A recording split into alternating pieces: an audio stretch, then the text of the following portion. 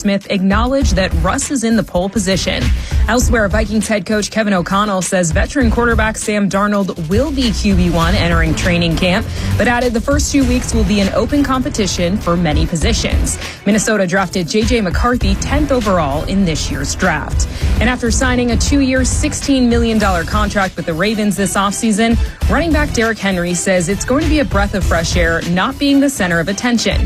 Henry, who led the NFL in rushing twice during his time in Tennessee, added he's excited to get to work in Baltimore alongside reigning MVP Lamar Jackson. This has been NFL Network Now on the Westwood One Radio Network. As you know, summer is right around the corner, and for most people, that means more activities, more golf, more biking, more of whatever you love to do. But if you're dealing with aches and pains, your more could become less. This is why I'm here to tell you about Relief Factor. Relief Factor is a daily supplement that helps fight pain naturally. For instance, I was sent Relief Factor to try, and I've been taking it every single day. I'll tell you what, I feel the difference every day. You see, instead of masking your pain, Relief Factor's formula is designed to help reduce or even eliminate it. It's 100% drug-free, and it's been a game changer for so many people. So let's get after it this summer. Let's feel good. Let's do more of the things that we love to do. Don't let pain keep you down. Give Relief Factor a try and save on your first order. Go to relieffactor.com or call 1-800-4RELIEF. That's 1-800-4-RELIEF. Help fight pain naturally with Relief Factor. These products and statements have not been evaluated by the Food and Drug Administration. These products are not intended to diagnose, treat, cure, or prevent any disease or condition.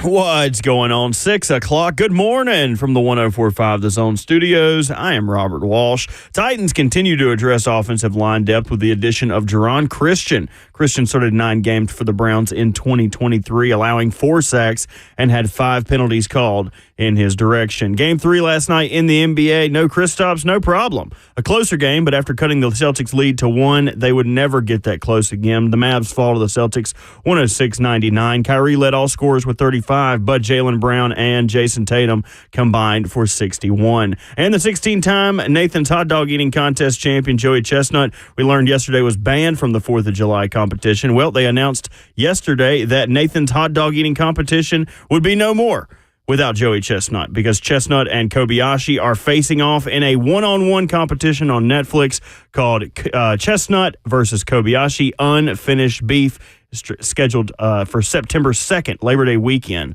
We'll stream live on Netflix. For all your foundation repair and waterproofing needs, visit USSTN.com. Breaking news at once on your home for the Titans and the Vols. This is 104.5 The Zone.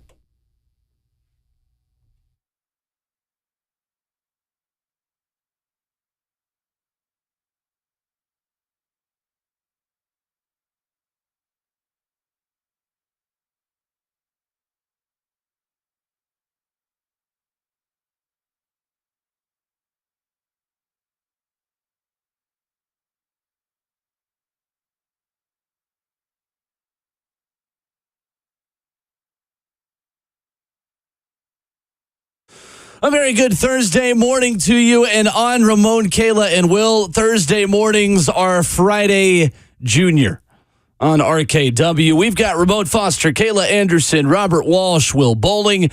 The phone number 615-737-1045. Our beautiful faces for radio are on 1045 The Zone TV, Facebook Live, YouTube, Twitter, and or Twitch. Twitch, please. Whoa, what was that? False start on the big man. We have got the Titans adding a tackle.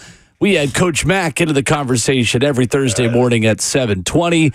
Tennessee pitcher Drew Beam, Murfreesboro, Tennessee's own, will stop by at 8:20 from Omaha. And the RKW Draft on Father's Week is drafting the best fathers at 9:20 this morning. Good morning. How are we? We're good. Good. Yeah. I'm looking forward to this Father's Day draft that we're having coming up. I guess really I am. missed the memo because when I was looking at the rundown, I was like, wait, fathers. And then I had to reiterate with Will You exactly liked the what text he meant. when I said it. Well, sometimes you got to understand that when I'm doing whatever I'm doing on the weekend, I am reading those texts, but sometimes I don't know if it doesn't actually compute in my You brain. see, but don't My read. brain shuts down on the weekends, so my apologies. Now I am on board. Now I am with She's going to it. mess around and have the best draft Good because she Lord. ain't even thinking about it no more, just throwing darts at the board Now out here I've got now. so much going through my mind, Yeah. Jeez. Meanwhile, I immediately went to my notes and started typing in things. Did you? Hey, I got my 4 already. Okay. There's some good ones. I've got 20 names on my list. Right? Oh, you. I expect to go in a fully different direction than everyone else on this Okay. also. I But can't Okay. wait to see. Okay. This is a good one. Finally, something for the dads, man. Dad week. Dad week it is. It's been a blur of a week, though, y'all. Goodness gracious, man. I think this is probably, and we say this probably every other month, but this has been the fastest month ever, I feel like. It's been nonstop. Has it? I think this week's gone by slow for some reason. I feel like it's been well, for me personally, leaving here and then having to do stuff afterwards all day long. Right. It's been a breeze. Like, we've been baseball tournament after baseball tournament, after practice, after tournament, after game, after travel, after hotel. I'm just like, oh, okay, this has been a blur. Now you're hopping on are you hopping on a plane today? Tomorrow Tomorrow. morning Okay, for sometime. Ron's Yep, wedding. 100%. Then you got that crept up on us quick. I felt like last year we were just discussing, he got engaged, and I'm still trying to figure out what's the date. That's wild. I know Bert's involved because he's going he won't stop texting me about leaving and being on the airplane. Like, God, find a friend, Bert. You're my only friend because everyone else that's going that is considered my friend, I do not want to be associated with this weekend. I am going to deprive Who, Buck Buck? Rising of all of my friendship. I've done nothing but offer my friendship and get nothing in return. I was like, hey, Saturday, we got nothing to do before the wedding. There's an aquarium 2 blocks away. Let's go to the aquarium. I think I'm going to retire to the beach. I think I'm going to be on the beach, Robert. I was like, oh, cool, we could build sandcastles. He was like, the next sandcastle that I build will be my first one. Wow, who never built a sandcastle? That's what I'm saying. I He's feel just sorry so for him. lame. Right? Super lame. I heard yesterday he was saying he doesn't care about Joey Chestnut as well. It's cool right now, so he doesn't care about it. But okay. if he was being banned for a substance or something, he would be like, "Oh, this is the greatest scandal." And you got to understand how Buck operates. When everyone else is zigging, he will zag Sure. just to have the short line. Yeah. You know what I mean? Yep. He don't want to fight everybody else zigging. You know what I mean? Oh, sure. Speaking of him, I get a text message from him last night. And here's the thing about everybody knowing, well, we've told everybody that Ron's my brother and everything else around this wedding. I've gotten more calls about his wedding than he possibly has, okay? Saying what? Just because it's the most known unknown wedding itinerary event ever. Oh don't even get me started. Okay. He's like, are you going to be here? I was like, yeah, I'll be there. Yeah. What time is it? Oh, I don't know, man. You got to figure that out for yourself. Yeah, so I'm the one with all the answers, Of course. right? Buck hit me last night. I'm like, this is okay. It was not weird, but it's not normal either. Okay, I was like, but get me up at nighttime. What's going on? What's going on? Like, what did Bert do? Initially, that was my first response. What did Bert do? I don't like that. We need to buck this trend of it's something that I did and make it, what did Buck do? Buck is coming to you to learn how to smooth something over with me. I am tired of giving that man my friendship. Okay, with that being said, I'll flip it now. But he was just like, hey, what's his lady friend? He said his lady Grace. Grace is on me about figuring out what we're doing at this bonfire at the beach. And I'm just like, I was like, give me 1 second. Let me call him. Because everybody know I can get in contact with Ron. This is the thing. Whenever. My uncle called me Monday. Nephew, trying to get in touch with your brother. No. And I was just like, damn. Okay. Everybody has called me. So I hit up Savage. Savage, hey, what's the attire for the beach, man? Oh, man, it's real relaxed, man. Just wear whatever you want to. And then at the end of the call, but don't wear white. I was just like, all right, then. Don't wear white. So not whatever you want. Not whatever you don't. Because I was planning on wearing khakis and probably like a white top or something. Sure. But he was also just like, well, also tell people. I'm like, why do I have to tell people, okay? Unbelievable. Also tell people somehow like wedding planner in a small sense, nothing crazy. He was like, it's kind of cool out here because Long Beach ain't like L.A. No, it's not. Long Beach is cool. He was like, I should have brought a sweatshirt or something. He was like, if we're at nighttime doing the bonfire, I was like, so Buck, tell Grace to probably wear like a sweatshirt with some shorts. Just don't wear white. He sent me a salute emoji back, so I was salute emoji. The weather this weekend is supposed to be exceptional out there. Like 75 during the day, 65 at night, just like the perfect summer temperature. There you go. Yeah. You scored. You didn't get the rain because that's all they've had for the last year. Is it really? In Long Beach? So much rain. And just Cali in general. Yeah. What is considered so much rain in California? Like once a month? So, no. Like, honestly, like 3-4 times a week. When I went there in end of March, it's usually always about 70 at that point. Okay. Man, it rained every day I was there, and it was like in the lower 60s. That's tough. And I'm going, I didn't come over here to go to Cleveland, like Ohio. Yeah, like what is going on? Using them as I did an that example. strategically for That's you. my dog You're right welcome. there. Come on, I don't want to be in Cleveland. The important thing is, has everyone in your family actually bought their flights? Because you are known for not doing this. Yes, everyone has. Well, I'm going to be honest. I'm lying straight to your face right now. I know You haven't? That's why let's just skip to the part where you These are everybody else in the family. I don't know. Because the last I heard, there may or may not be a flight home for Slay. It's just kind of we'll figure it out. He does that often, though. Yeah, I know. Does he? He's going out the country, Kayla, and not have a flight Not back. have a flight home. Okay. Just figure it out when you get there. Just vibes guy. Ultimate vibes guy. Okay. Oh, he's weekend at Bernie's. It's crazy. We'll just follow the Yes. vibes, Legitimately Kayla. crazy. Yes. Let's follow the vibes. But yes, I am the liaison now. And I was also told Good French. that Yes. no best man. Although he said, Mo, all the fellows be wearing black. If there's a best man, like I'm probably gonna come in. I'm like, oh, okay then. I'm the You young might be an official. impromptu best I man. love that he's like, come on, best man, come up here and make a speech real quick. It's like, you didn't tell me to prepare something. That's the thing about Savage. Everybody will feel like they're his best men. So I'm probably That's gonna right. walk up. Bert gonna walk About 5 up. different people are going to You got a stand whole up. bunch Hey, of can my them. best man can please come up here? Right. Yeah, that's Stand my up, dog. tuck in your shirt, So, tighten your belt. Very fascinating. It was funny getting a text from Buck last night, but he got his answer. I got mine, and I also know what the beach attire is. Well, you get text from Anything Buck when but he white. needs something. Only that might be a problem. See, Bert. Now we're leaning over to Been the trying other to side. tell y'all, man. I've been trying to tell y'all. A user is what he is. 615-737-1045 is our number. Coming up, the Titans add a tackle. You heard Bird in the update tell you about Jaron Christian, a third-round draft pick of the Washington Commanders. We'll take a look at what that means for the other members of the offensive line and his skill sets coming into the Titans offensive line room. That's coming up. We've got Coach Mack at 7:20 as we do every Thursday. Blackman High School and Tennessee Volunteer Drew Beam will join us at 8:20 this morning in the RKW Draft on Best Fathers that Kayla's making her draft board for as we speak. Yes, I am. Yay. You bet there's just too many. I mean, There are a lot of options. I've seen I think there's more best dads than moms in movies. I mean, you can pick the moms out. So we only exist in movies? Well, maybe in TV shows. I'm joking. 615-737-1045. What you need to know about the newest Titans tackle next.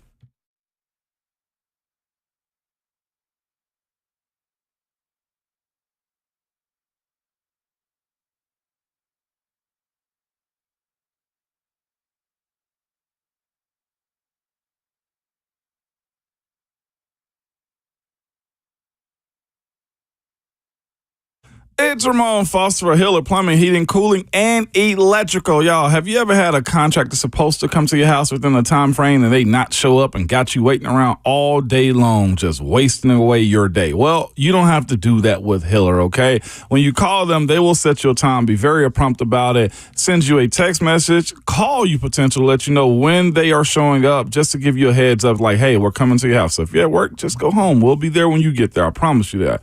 But not only that, this month, you can be a happy camper with Hiller with 0 interest financing for 24 months on select HVAC systems, generators, and tankless water heaters. Or just simply take advantage of Hiller's $99 drain cleaning special.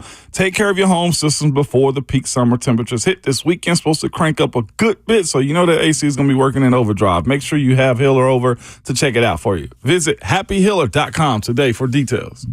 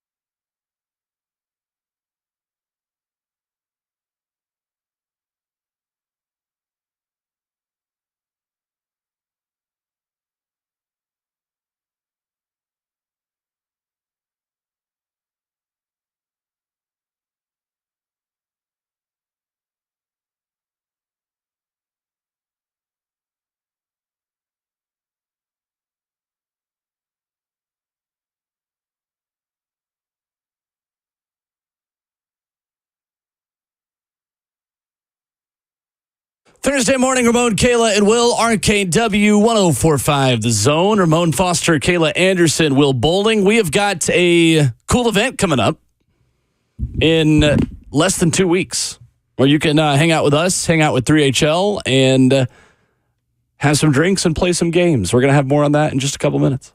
Look at that. And we've got some VIP tickets that will be up for grabs over the next few days and week. More details coming up in just a few minutes. But guys, the Titans added a tackle yesterday, first reported by Aaron Wilson. Jaron Christian, 6'5", 320-pound left tackle who has played in 58 career games with 24 starts in 6 NFL seasons, including 9 starts at left tackle for the Browns last season, 8 starts in 2021 with the Texans. Last year, PFF was not a huge fan of his work. A 43.2 grade, 4 sacks allowed, and 400 pass block snaps. What do we think? It's almost as if we had a conversation about tackle and competitions and everything else, did we not? We did. I know he's primarily played at left, but I don't think he's going to be a left here. They got that somewhat sewed up. I think this is just more depth, more competition for the right tackle spot. It may honestly just give us more information on just how they feel about that position in general. I know whatever NPF's upper body injury is, you usually have a calendar year, usually make it back from it. But if he does have to start off slow in training camp this year, here's another body to get you through those first couple of weeks and have the ability to have a sustainable practice.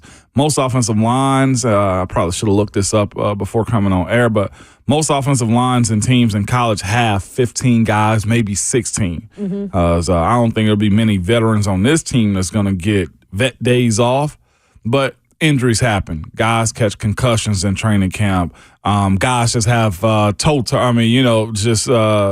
toe or whatever. That type of stuff happens throughout the course of training camp. And the more warm bodies you can have, the better it is for this team. Him in particular, for me, it's just, you said Jaron Christian. Jaron Christian. Okay. We said that 5 times off it there. It didn't stick with me. Jaron, I know. Okay. Jaron Christian is also a dive into the NFL pronunciation guy. He's a guy that's been around the league. He has some veteran experience. Again, you need a blend of old and young in this group, and he's a guy that has experience. He's been around the league in a sense. I view him as somebody that is capable of making the roster. It's just a matter of what that competition that I think now right tackle is going to be. He hasn't played, if my research is correct, interior at all. No. They got to figure out this spot, and they're in a situation now to figure out if we're going to have a good right tackle or offensive line and depth. Then we got to make it competitive. That's one thing I've seen coaches do over the years is we'll just bring in more people to compete with you. It's a matter of who's going to start stealing reps over the course of the season.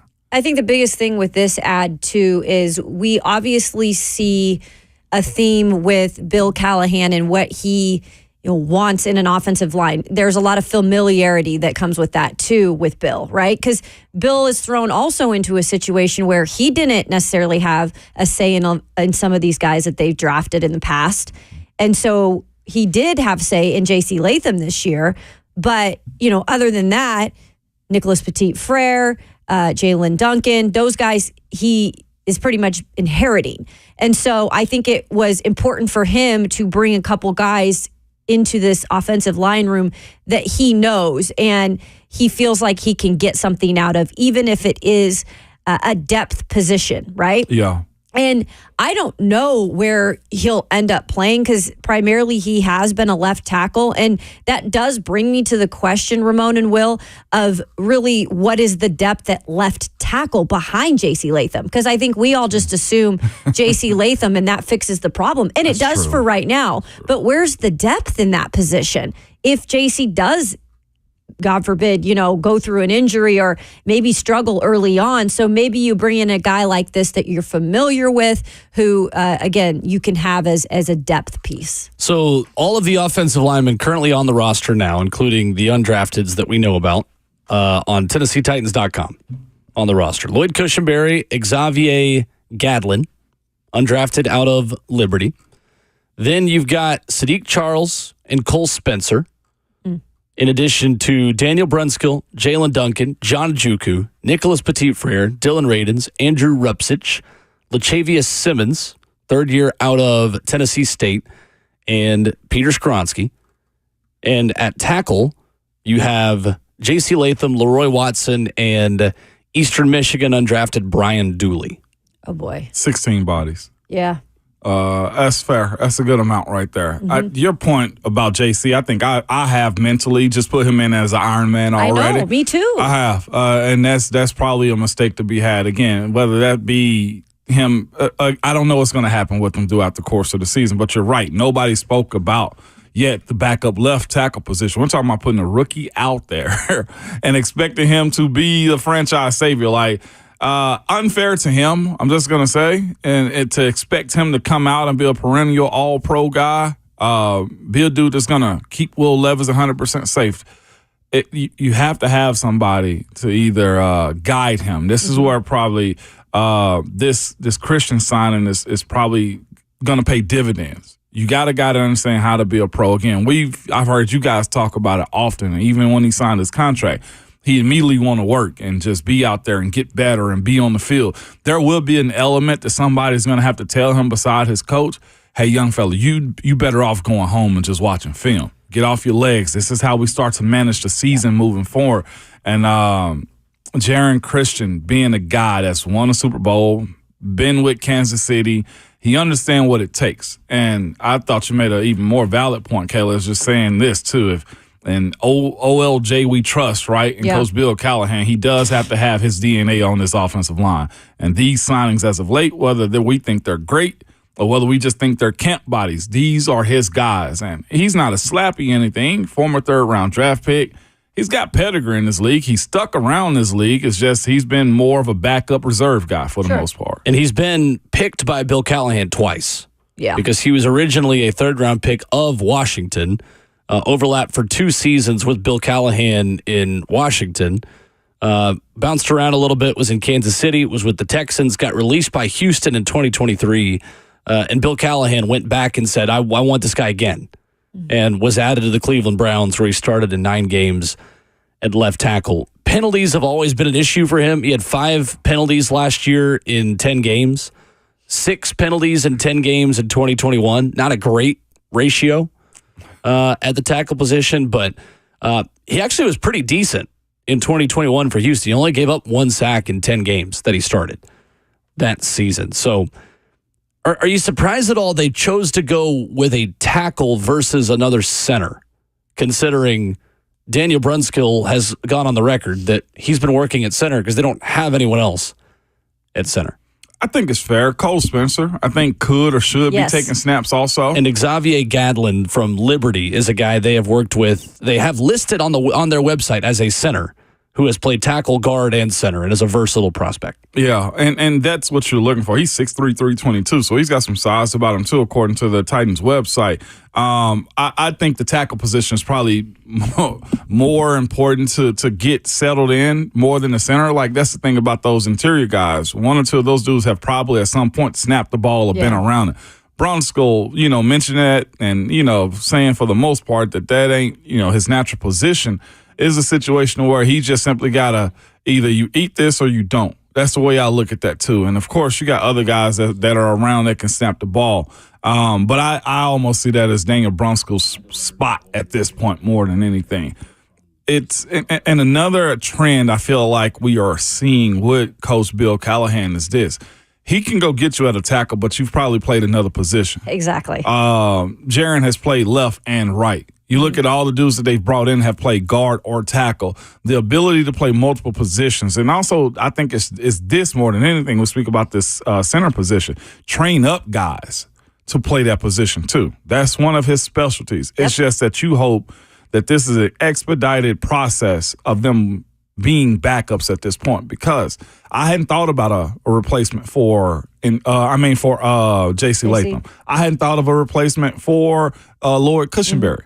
I just haven't, or even left guard at that point, too. That's a good point. And Radens has taken some snaps, done some snaps, I'm not mistaken, that's at center, too. So there are options. It's just what is the quality of those options more than anything. And that does, if you sit back, that does become somewhat worrisome. It does, and we don't know, like, we're saying all of this because Bill has done it in the past where he has transformed, guys, even moved guys to a different position and transformed them. And so you want to believe that. I mean, because all of the resume says that he's done it for the most part successfully. So you're kind of putting everything into that because you're right. The quality of the depth, I don't know what that is yet. And you're trusting Bill Callahan to get the most out of these guys. And he said firsthand, Ramon, speaking up on kind of cross-training these guys at different positions, like that is something they're absolutely doing right now. He brought up the center position, said, some of these guys, besides Daniel Brunskill, are training at center too. Yeah. So he definitely believes in getting the most out of his players as much as he can, being versatile. And he mentioned, again, depth. That's something we always are going to take into account because one guy goes down and you've got to immediately have someone who replaces it. So he's very fully aware of all the things that come with like a backup, right? Yeah. And what you need to do to take that starting place. One thing also is this. When training camp kicks off, I think the transparency of what we see, I think has to be very real. Because, again, we've dubbed Bill Callahan as the savior. We've dubbed J.C. Latham, too. I'm going back to that point now. And I'm just saying from a fan's perspective, just talking about these guys, like it's almost as if it's fixed. Yeah. And it's not. So watching them compete and who's actually winning and doing well in training camp, I'm trying to get there as much as I possibly can just to see it because I don't want to be shocked when the season kicks off. Right, there is a level of expectation from Bill Callahan and this fan base, that connection, that this is supposed to be just way better than it ever has been. And the truth is, it might not be. So that's why you're continually signing bodies, trying to get as many guys you can in this building. Jaron Christian being another one of those veterans the same way to me. If you look at it, it almost don't make sense to have Jaron Christian and also Leroy Watson on the same squad because they've done essentially the same thing. They're the same player. But what it's doing is creating anxiety, which coaches love.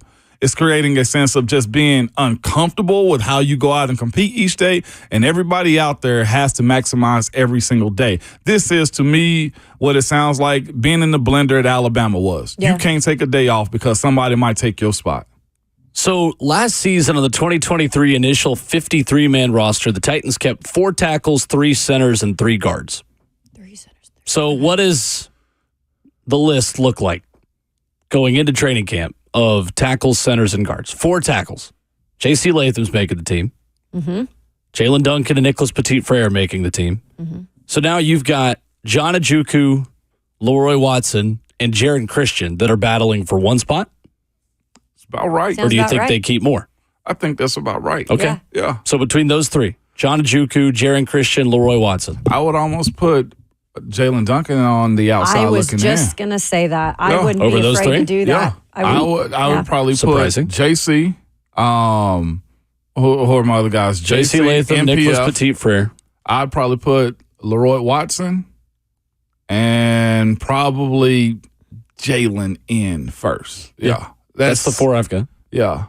I wonder about Jalen still, though, because Jalen has, again, he has not been fully healthy. He has been a guy who they have said firsthand has been working back through injury. He has been behind the gun in terms of getting up to speed.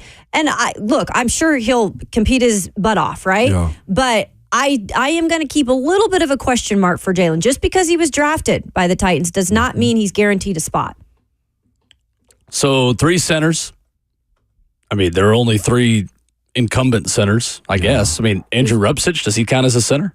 He has to. I guess. With Lloyd Cushenberry Yeah. and Daniel Brunskill? Those are your 3 centers? He subbed in I even last year. forgot about Andrew Yeah. Rupchich. Yep, Rupchich. And then 3 guards, Skoronski, Radens, Charles. So Yeah. for all the talk we have about John Ojukwu and about Leroy Watson and Jaron Christian, like these are still guys that out of those 3, maybe one of them is making the roster. Maybe. Mm-hmm. And as far as for me, John Ojukwu goes, like me watching him, honestly, I still think he's probably a year away from development. I think he probably needs to get a little bit stronger. Not that he's weak, but he's got skinny legs. I'm not trying to, but he needs to put some just a little bit more weight on, and that's been an issue for him. Or prove to us that he can play at that level. Sure. So there's two ways of doing it. That's the same way we talk about big guys being big. A lot of times they can still play good. Mm-hmm. But when it comes to smaller guys, we have to see that they can actually play well, like having an undersized tackle, right? Yeah. On your team. That's what he is right now, is an undersized tackle in the sense, not that he's small, but I think he's a year away from developing. That's the way I view his situation. Those 4 tackles, is somewhat still interesting to me. You put Radens as a guard. I did. Okay. I mean, the staff has said Radens. Yeah. I was just looking at a list. But he could be in an emergency situation. That's the thing. I mean, he could be a guy who could come in at tackle. It's not like he has never played that position before, right? It hasn't been the highest caliber, but I think that's the thing you're going to see out of Bill, too, is, again, you're going to be able to have these guys play multiple positions. And by the way, Corey Levin is a free agent. He's not on this roster. I'm not quite sure he's here in the city, too. Yeah, I'm not quite sure what happened with maybe not bringing him back, but clearly they didn't want to. So that 4th tackle, I'm still between Jaron Christian and Jalen Duncan. And they could keep 5. Like, there's nothing that says they have to only keep 4 tackles. They could keep another one. Sure. We'll go with history here and say that let's just go with your numbers on that one. 4? Because, and then the other one's a practice squad. Yeah. And I think Jalen Duncan's practice squad eligible, too, more than the other guys is. I want to see competition out of him. Not that he can't. Everybody I've talked to about Jalen Duncan said his capabilities are through the roof. He's athletic. He's got a mean streak about him. You just got to consistently get him to put the car in drive. It's the consistency that had always been an issue at Maryland. Yeah. Right. So that's why I'm almost of the conversation. Like, is this where Jaron Christian plays a part in it? I think for me, Bill Callahan said, give me a guy that at least knows how to practice. Yeah. And how I want my players to practice. Because 2 of his tackles coming into training camp have not practiced with their new offensive line coach very much. Mm-hmm. Between Jalen Duncan and Nicholas Petit-Frere. At least give me a guy that can show these guys how to do the drills I want. Yeah. How to, like, a guy that is going to go first in the line and not have to learn what I want from them in individual periods and in, group settings and one-on-ones with defensive linemen. Like, I don't have to teach Jaron Christian, if I'm Bill Callahan, how to hit Bertha and Olga or how to hit all, because he's got so many tools he is using to train these offensive linemen that are totally foreign to what they have used in the past. Yeah. So for me, it's like, let me at least get a guy that's going to teach these guys how to practice and make it easier for them to see what they need to do and then do it the first time right without me having to immediately correct it. They've been through a boot camp of Callahan's offensive line before, right? They know exactly what to expect. Same thing with Leroy Watson, too. I just think you at least have 2 guys that can get you through practice. Yeah. And that's a lot of the arithmetic at this point in June. How do you just build a roster that can practice competitively with your defense and give you the best look at your defense? I think it's less now about who's making the team and more so Rand Carthon, Bill Callahan, and Brian Callahan sitting down and saying, how do we build out a 2 deep or 2.5 deep, 3 deep that allows us to practice competitively in the 1s and the 2s in July? That's the bigger priority for them right now versus which of those guys make the roster, in my opinion. Does it mean anything on the timing? And I know we're getting detailed into this, but this is why, because it's so important. And I'm just thinking straight after OTA, straight after mandatory minicamp, I feel like they saw something or they know something in terms of just needing another body. They just don't have a full roster. I mean, I think there's always a wave after OTAs of guys that didn't want to do OTAs and want to just start at training camp. There's that element too, but it's I don't also, think the position means a ton. I mean, the fact that they are still shopping, they had their 15, and this adds a 16th body to their training camp. I don't, but again, I don't know what that means for MPF. He's a part of that 16. Is he going to be ready to open the day of practice? Still a question to me. That's the thing is that, I mean, if you think there's any doubt that those 2 guys are both available when training camp opens, you got to have another tackle just to practice with. You do. Exactly. And that was kind of what I was alluding to. I don't even know if he'll be there for practice for training camp yet, at least to start it. I don't know. Yeah. 615-737-1045 is our number. A lot of talk yesterday about our American hero who was banished from his moment in the sun every July 4th. After one day, he's back. And I'm not going to say I told you so, but I definitely told you so. And that's coming up next.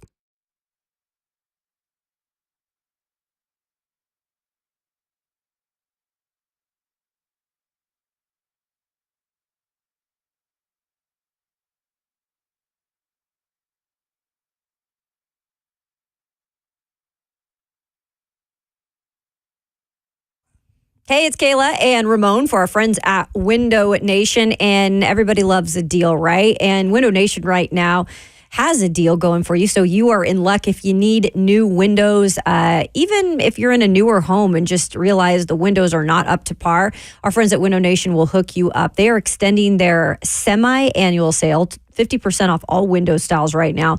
Plus, get 0% interest for 5 years and an additional bonus if you schedule an appointment in the next couple of days. No doubt about it, Kayla. But here's the thing. All Window Nation do are windows, okay? They are experts at it. They've installed over 200,000 windows last year. That's 40 times more than the average window installer, with 96% of them having no follow-up service.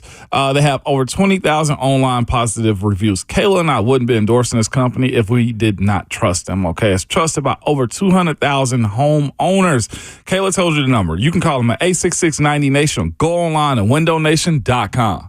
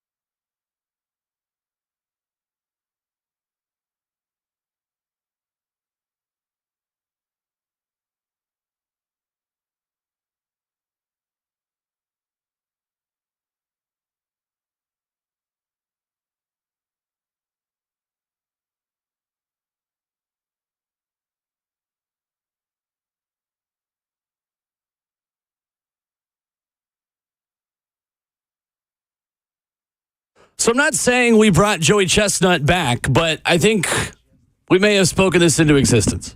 Here under Ramon, Kayla, and Will, RKW, wrap it up hour number 1, 615-737-1045. We talked yesterday about how Joey Chestnut will not be allowed to compete in the July 4th Nathan's hot dog eating contest. Well, Netflix yesterday has announced a special titled Chestnut versus Kobayashi Unfinished Beef, which is just objectively a fantastic name. The 16-time hot dog eating champion who has eaten a world record of 76 hot dogs and buns in 10 minutes in 2021 is back on Netflix Labor Day.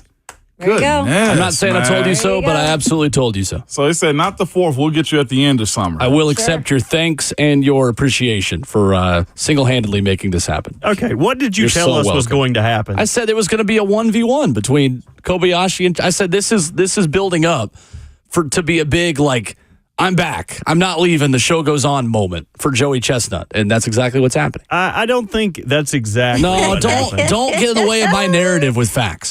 I told you this was. I hate that I told you so. I brokered and I will the deal fight myself. Any I told you so. I'm being sarcastic. I did not think this was actually going to happen. Let's do it. I said this was what I wanted to happen. So This is. I will take credit. So do we not watch the 4th of July one anymore? Is that going to be a thing? Oh, I'll We don't be on the watch it? grill with a shoulder out there, some ribs on the Traeger, you hear me? And some hot dogs on my big green egg, Kayla. I'm watching that. Do you hear me? You want to see the next star? Kayla, 100%. I used to watch these dudes. There's this Badlands Chug dude I used to watch on YouTube before I got employed, and I was out here just wasting time on YouTube. He chugs all of these drinks, and he's in it. He's a big old he's in dude. it too? Oh, yeah, he's in it. He loses every single time, though. He's so large. He looks like Humpty Dumpty, but he is not an eater, okay? He is not an eater at all. But, yeah, I am – that is – I watched the Nathan's hot dog eating contest, okay, as a tradition, okay, the same way I watch A Christmas Story on Christmas. There's two things that have to happen. 4th of July, we're going to pop fireworks and watch the hot dog eating contest, and on Christmas – we gonna also watch Christmas Story all day long. Those are things that have to happen. Tradition. Yeah, it has Matters. to happen. So your boy does have a record at the Nathan's hot dog eating competition. They have Badland Chugs. So he does. They have preliminary contests for different events, and there is a lemonade chugging contest. Ooh. He chugged 1 gallon of lemonade in 23.08 seconds. I saw that. Ooh, July heartburn. 4th last year. No, Kayla, this dude is He's an animal. He's an animal. When it comes to liquids, right? That's his thing, ain't it, Bert? He has some actual food records too, but yeah, most of his videos are him chugging massive amounts of liquid. He's chugged stuff I didn't even know existed. Did y'all know there's thick water? Yes. It's for people that have trouble swallowing. Yes.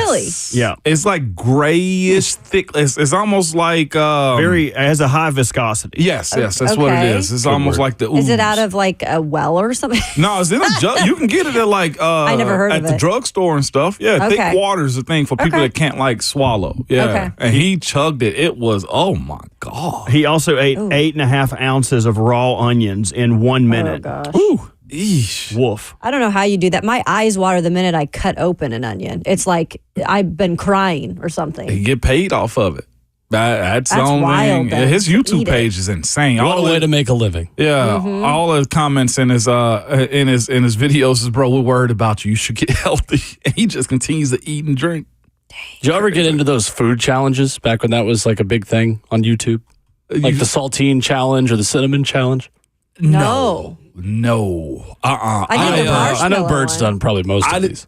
Yeah. The cinnamon challenge. You guys never. I feel like No. Ramon should have to do this if he never did any of that. What, I haven't either. What is it? You use a you never spoonful heard of of this? cinnamon. The cinnamon challenge. I didn't do it because I saw people almost die from it. It is a lot harder than it looks from what I have been told. I was and the- going to say, it doesn't sound bad. The other challenge he said was the saltine challenge. So I think that was eat 8 crackers, 10 crackers without having anything to drink. Yeah, Ooh, goodness. that would be tough. That would be. But if I've had to take pre-workout, that's pretty much the cinnamon challenge right there. Chase it with water. I've choked on that before. You're a You dry take it scoop guy? yeah, I'm a straight? dry. Oh, yeah, you are? I've Right in the, you psychopath. That's wild. Right into the bloodstream is where I'm at, man. Just Might as well snort it. minimum. Right? He's got an FBI hotline number. Yeah, somebody is agent. Dang. Plenty of Ramon, times I've dry always? scooped it. Yeah. Always been that guy? More times than you probably appreciate. Yeah. We're going to have to have a talk off disgusting. here. I gotta get We're going. worried about you. No, just scoop. This water, is an intervention. Swash around. Let's go. Right? That's when I was working out at Brentwood High, man. Just let's go. Pre-workout. Let's go. That's wild. Okay. Insane. Bougie Brentwood over here. Nah, I mean I had to go back to Simple Sumner when I Can't was relate. done. Yeah. That's the reason I did burnouts in their parking lot. So anyway, you're Okay, welcome. Isaiah Wilson. The moral of the story is I single-handedly brought back Joey Chestnut. You're welcome. 100%. Take credit. For Totally that. serious. Run off He with has. it. By the way, didn't Kobe? I'm going to just call him Kobayashi. Kobe. I know it's Kobayashi. Takeru Kobayashi. Didn't he have a jaw injury? And didn't Correct. he get messed up in the stomach? He actually said he was going to turn vegan at one point because he was so messed up. Retired and is going to prolong his retirement until he takes down Chestnut, quote, one last time. If it kills me. Oh my gosh. He was the original. He was featured on the Netflix documentary. I don't know if you guys have seen the Hack Your Health That's it. for Your Gut. He was on there. So Yep. that's probably where you saw him talk about going vegan. But money talks. If somebody Sure came to it you and does. was like, you want to eat 70 hot dogs one day for Yeah. a couple meal? Yeah, I'll sign up. Yeah. do I'll it. take I'm whatever Absolutely. dry scooping pre-workout. I'm 70 I'm hot still dogs. kind of like gagging I about thought that. that was normal. I wonder if there's a No. record for that. Do you think you could out dry scoop other people, Ramon? 615-737-1045. I saw Yeah. Byron Stingley, former Titan, also dry scoop when we was working out one time. He about died, man. He was like, what's There you go. in this? He was choking and spitting. I was like, Lord. I can't even take pills, like barely. Like I like gag, like taking a. Y'all got to live That's a the little, other man. end of the Dry extreme. scoop is the way. I take my prescription every night with no water. Give me gummies. I was molded by the darkness. You were merely adopted. I was born in it. 615-737-1045. It's like the smallest flex anyone has ever had. Yeah, I just swallow pills. That's fine. Don't look down. Tiger Woods birdied one at the U.S. Open. Oh, Speaking go of being Tiger. back. Go Tiger, go. At Pinehurst number 2, the number 10, the par 5. Coming up, we've got some tickets to give away. If you are still looking for a Father's Day present, first of all, shame on you. Secondly, turn up that radio a little bit more. We've got some tickets for you. And we've got Robert Saleh coming to the defense of his quarterback, who, unlike every other quarterback in the NFL, is nowhere to be found. That's next.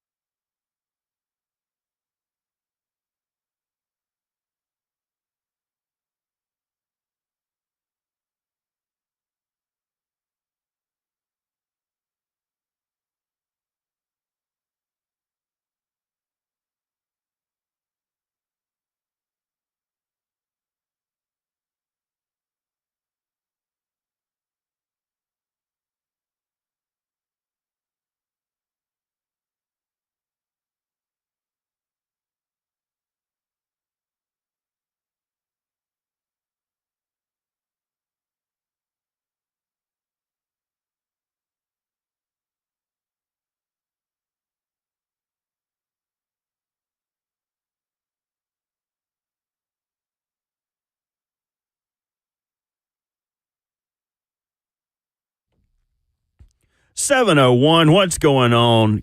Good morning from the 104.5 The Zone studios. I am Robert Walsh. Titans continue to address offensive line depth with the addition of Jaron Christian. Christian started 9 games for the Browns in 2023, allowing 4 sacks and had 5 penalties called in his direction. Game 3 last night in the NBA Finals. No Kristaps, no problem. A closer game, but after cutting the Celtics lead to 1, they would never get that close again. Celtics take it over the Mavs, 106-99. Kyrie led all scorers with 35, but Jaylen Brown and Jason Tatum combined for 61. And we learned yesterday the 16-time Nathan's hot dog eating champion Joey Chestnut has been banned from the 4th of July competition due to a sponsorship deal. But don't fret, he will be back in business on Labor Day. Chestnut will face off against his arch nemesis Kobayashi in a winner-take-all chowdown. Chestnut versus Kobayashi, unfinished beef. It is set to stream live on Netflix Labor Day weekend, September 2nd, and will mark Kobayashi's last competition before retiring from competitive eating due to health concerns. For all your foundation repair and waterproofing needs, visit USSTN.com. Breaking news at once on your home for the Titans and the Vols. This is 104.5 The Zone.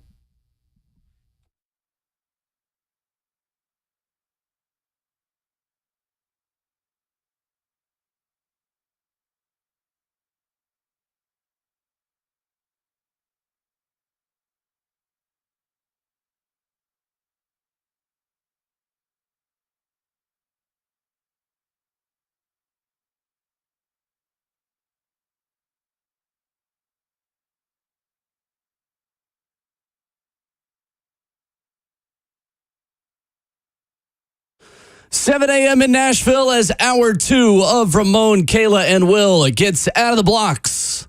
Here on 104.5 The Zone, Ramon Foster, Kayla Anderson, Robert Walsh, Will Bowling, Coach Dave McGinnis in 15 minutes. Tennessee right-handed pitcher Drew Beam will join us in a little over an hour. The RKW Draft is in hour number 4 this morning. You hear all of those conversations wherever you download podcasts, Apple Podcasts, Spotify, 1045thezone.com. Anywhere you get audio, every hour of RKW is there for you each and every morning. It is Dad's Week on 104.5 The Zone, and we have got some tickets to give away, sponsored by our friends at Live Nation this morning. We have got a variety for the people. So this is a pick a ticket list that includes tickets to the Nashville Sounds, concerts, Nashville SC, and more. Essentially, you be caller number 5. You talk to Robert Walsh, and we're going to get you set up. Dad can pick. You can give Dad the list, and he can choose it. 615-737-1045 here on Dad's Week, sponsored by Live Nation. A pick a ticket list, including tickets to Sounds, concerts, Nashville SC, and more. Give us a call right now at 615-737-1045, and caller number 5 will be able to pick the tickets you want to give to Dad. Best of luck, and a happy Father's Day to all. Nice. It's already coming up, right? Well, I mean, there's nothing but these spouses and kids that are probably up early trying to get something free for Dad. That's all, because nobody went and shop for him already. At least they're getting something. My dad his Father's Day present yesterday. Can't even get it on Sunday. It was, he'll be at the beach, and I'll be in the Bahamas. Oh, God, must be nice. Don't sound like you dragged a car over to his house to give it to him. As my family would say, I'll be suffering for the Lord down in Nassau this weekend. They're going to Nassau. Yeah. I am. Oh, yeah, that's right. You got for work the this track weekend. and field. Yeah, you got work. But I got him one of the Volunteer Traditions hats with the orange TriStar and the orange and white rope on the front. Yeah, shout out to our folks with Volunteer Tradition. By the way, good people. A Simple Sumner native, by the way. Yeah. That's right. Throw that out there. My question is to Bert. What do you do when your daddy, your stepdaddy, has it all in Jerry Jones? I mean, what does that man not have? Respect. A Super Bowl in the last 20 years. Oh, there you go. Yeah, I don't get him. That one delayed. Yeah. I don't get him anything. He doesn't get Okay. anything from me. He already has Okay. an all-star son that he doesn't support. I've got student loan bills. I've got a mortgage. I was about to say I have kids. You got He'd never know. that I know about. Yeah, right. They're probably running around in Wyoming somewhere or something. You can just get him a Whataburger gift card. And There we go. There we go. Considering that That's is the place that he eats like twice a day. Speaking of your pet kids too, so I do have a hummingbird feeder outside my crib. There is a different bird eating from it right now, and I'm not okay with it. Okay, talk to me. He You want is to get around the aviary Bird is the word. variety. Well, I've been having this for years now, okay? And there's this other bird just sipping on the serum right now, and I'm just like, bro, that ain't your house. Like, get away from them. Let them thrive on their own. The hummingbirds already got to fight. There's one big chief that lives in the trees. Anytime What the is small, that? anytime the small one sips from it, he comes down and attack him. Is it an owl? No, it's just a bigger hummingbird, but this bird is not a hummingbird. I have to take a picture of him because Yeah, what color are we working with? It was, I don't know exactly. Like smaller. Give me a shape. Yeah, It was, he'll know. Bird, come on now. Like smaller bird, round you said bird. this like it's a defensive lineman or something. I can't describe this thing. I need you to. Come on, give me the Right? scouting report. What's it look like? Does it get long? He'll strong? be back today. Down to get the pass rush short. on? It's short. That's all I'm telling you. I'll take a picture for you. Look, what you are to our offensive line, Yes, he is to our birds. the bird family. Yes, so 100%. we need to respect it. I'll get you guys a picture this evening. Thank you. Because he'll be back. They always come back. He's sipping on the scissor. They Is that what all- you said? The serum. We call it scissor. The, if you want the to. serum. The serum. I'm gonna guess it's a chickadee, but What's we'll the- see. I was mad because I'm like, that's for my hummingbirds. You're not supposed to be there. You should go out there and slap him. You know, I kind of came around on like because I feel the same way about squirrels. You know, my bird feeder, I can like log into it and see how long they've been there, and I finally decided that he can eat too. You know what I mean? You I'm trying to take after you, man. Everybody eats, but see, I guess in this case, it's everybody sweets because it's sugar Yes. water. So It's sugar. Yeah, everybody's sweet sometimes. you know, you got to let them birds. They got a tough life, man. They're out there dodging owls and cats and hawks and all kind of critters. You got to let them get their sweets when they can. Yes. Well, this week, Aaron Rodgers has been dodging practice. There we go. Seamless Heyo. transition. Robert Saleh does not really care. Says that Aaron and I are on the exact same page. There is no issue between Aaron or his teammates for that matter. We addressed it yesterday. It's more of an issue for everyone outside the building than it is inside. That's about it. Why is Aaron Rodgers the one of the 32 quarterbacks that is allowed to do this and it's just no big deal? Because he's Aaron Rodgers and they're desperate to win, and Robert Saleh's job was on the line too. Like there's a lot of if, bends, and what's behind it. And also him and his owner share the same views on a lot of their personal stuff in life. So the Jets are trying to be relevant. They're trying to beat the Giants, my opinion, to New York supremacy in a sense. So much was given. They saw how beautiful it was when Aaron Rodgers ran out, planted the flag. Him and Sauce Gardner did their little pinky dap up that they did in center field, or not center field, at the 50-yard line. They want to win. They're falling, but I'm of the mindset that you better be right. It's just one of those decisions like you're a kid. Hey, all right, you do that. Don't mess up. It's essentially what I'm telling you, because if they go out and have a bad season, which I can't expect them having a bad season when Aaron Rodgers being their quarterback, unless the offensive line craps are bad. But he's bending the knee a little bit too much. At some point in time, if Aaron is off or he's challenging other people to do stuff, this will come back up. This will come back up in some capacity. If I was his teammate, would I understand? Probably so. But I am also, don't preach to us publicly and then you do other things privately like this, and publicly at this point too. He wanted everybody to buy in and be in the building, and for whatever reason, he has an excused absence because his head coach wants to win. Well, and it's not even excused. They're just saying, like, Money-wise, it's not. Yeah, they're just saying, okay, yeah, well, what are we going to do about it? And that's their fault. I'm sorry. Like, we all know who Aaron Rodgers is. Like, he loves attention. I don't care what he says about it. Half the stuff he does, and more recently than ever, he does it for attention. Like, I'm sorry. That guy loves freaking attention.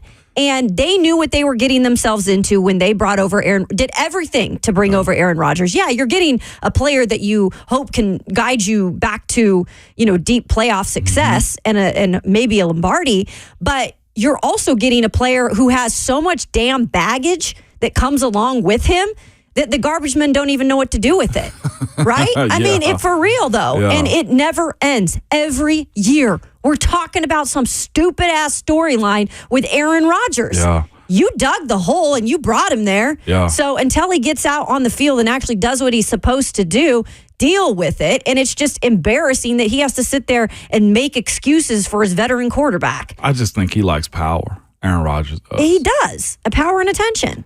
It's power with the If he is fined, he can be docked more than $50,000 for skipping the 2-day minicamp. That's nothing. Slippery slope, considering Hassan Reddick also skipped minicamp and wants a new contract.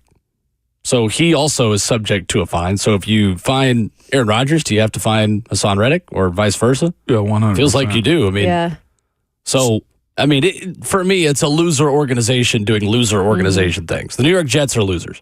They always have been. They always will be under their current form. It is a loser organization so desperate for a legitimate quarterback that they're willing to do ridiculous things that only they are doing in order to just try to have a chance at winning. And that's all it is, trying to have a chance to win. So who administers these fines? Is it the team or is it the league that administers these? So from what I read, he can be docked more than $50,000 from the team. So the Jets are the ones that would be administering the fines. Gotcha.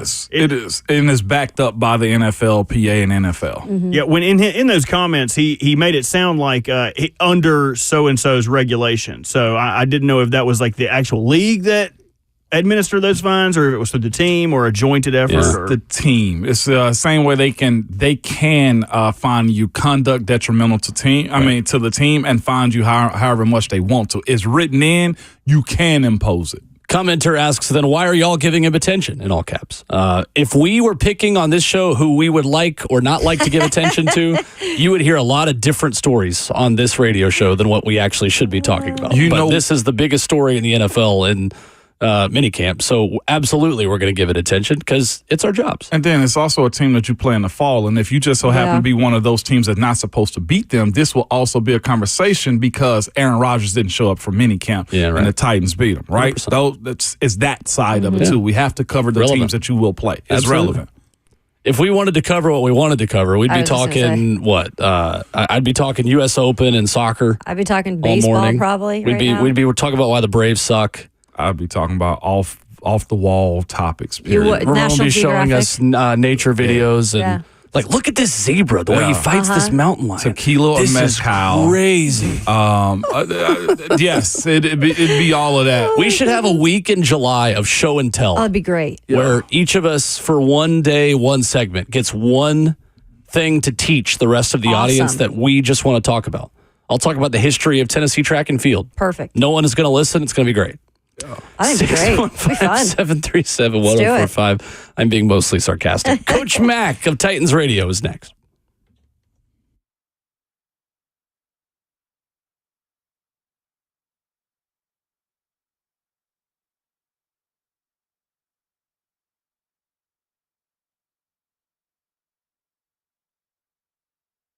Upgrade her diamond ring this summer with no money down and 0 interest for 5 years. Don't miss the killer offer from Genesis Diamonds. 5 years, 0 interest financing. And not just on engagement rings, too. They also have earrings, bracelets, bands, colored gemstone jewelry, pre-owned Rolex watches. Buy now, pay nothing down, and spread your payments over 5 years with 0 interest. So that's $5,000 gift come out to just about $85 a month. And that luxury pre-owned Rolex Submariner, Date Just, or Explorer just starts at $150 a month. This is an insane offer from the jeweler that always is finding ways to bring you more value. All GIA certified diamonds are included in this. Rounds, princess cuts, ovals, pear-shaped cushion cuts, emerald cuts, whether you get a $5,000 diamond or a $50,000 diamond. You can spread your payments over 5 whole years. Lab-grown diamonds are also included in this. You get the Genesis value price on everything. You can spread your payments over 5 years. But hurry, this is a limited time offer. This ends June 30th and will not be extended. Genesis Diamonds are located in Green Hills and Cool Springs. Details and more at genesisdiamonds.com.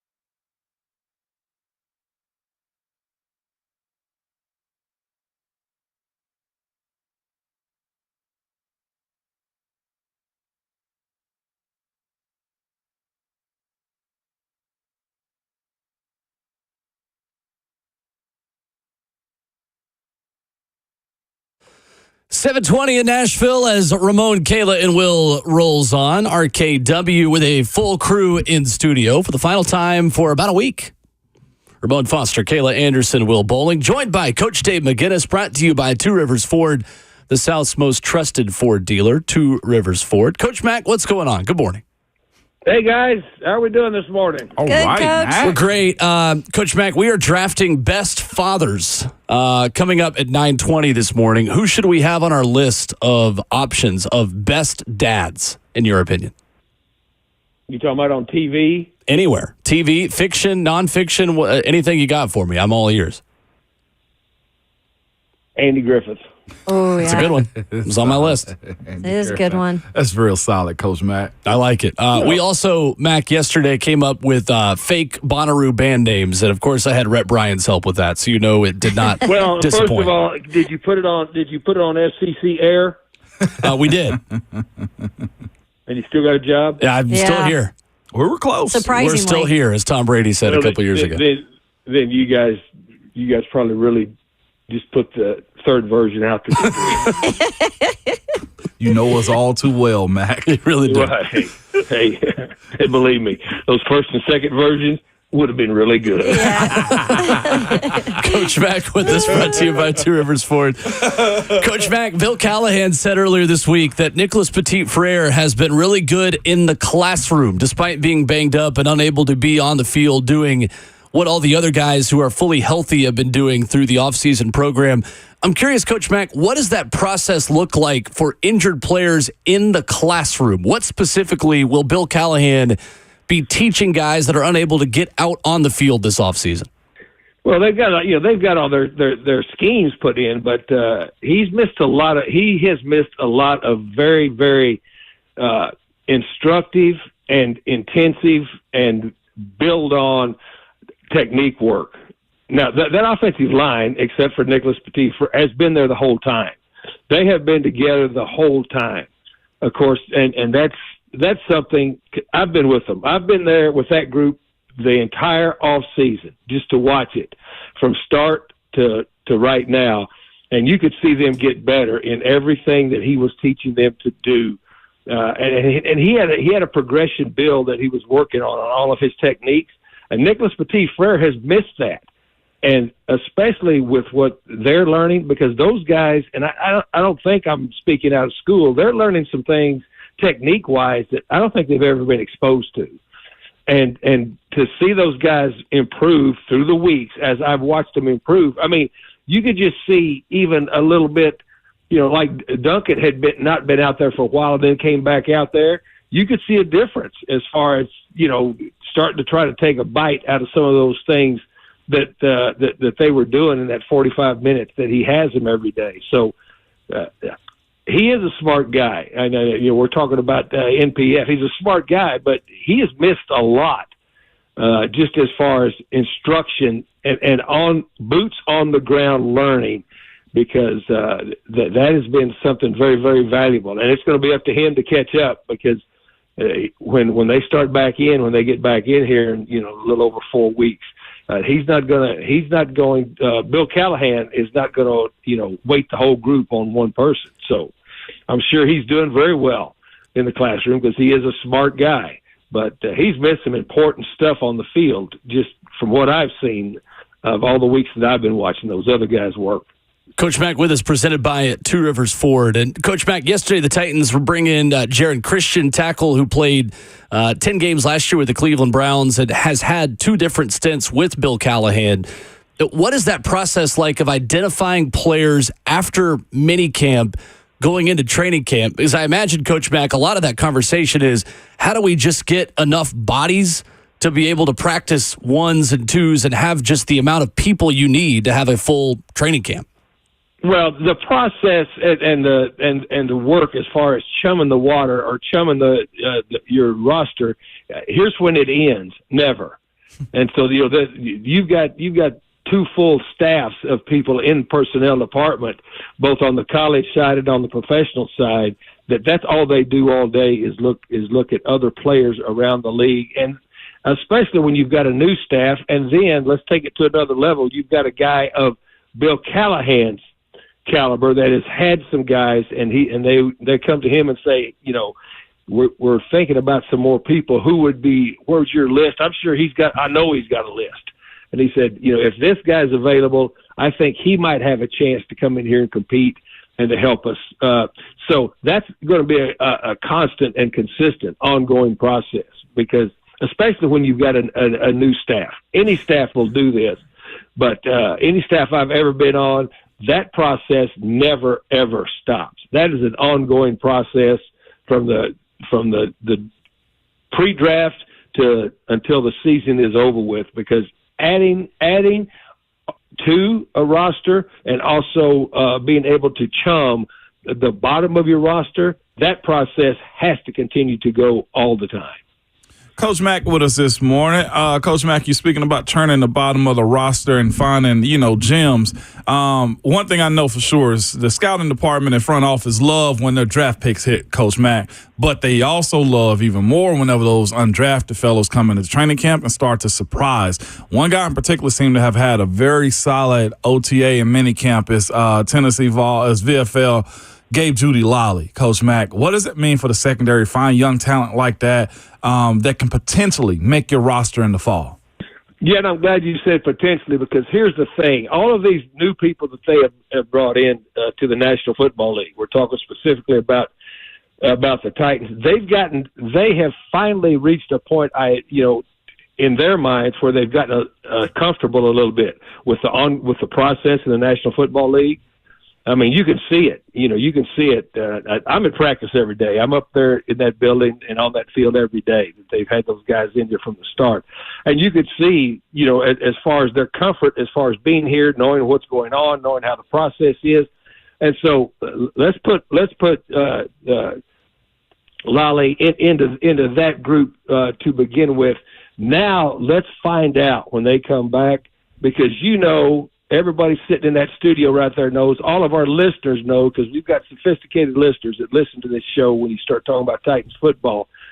It's a different temperature when they get back here, because all of a sudden now everything ramps up, because now you're practicing and now you're learning and now you're performing and you're being evaluated for your job that you're going to pick, 53 people to start out with, and then 16 for the practice squad that are going to stay around, and the rest of them are not for a little bit.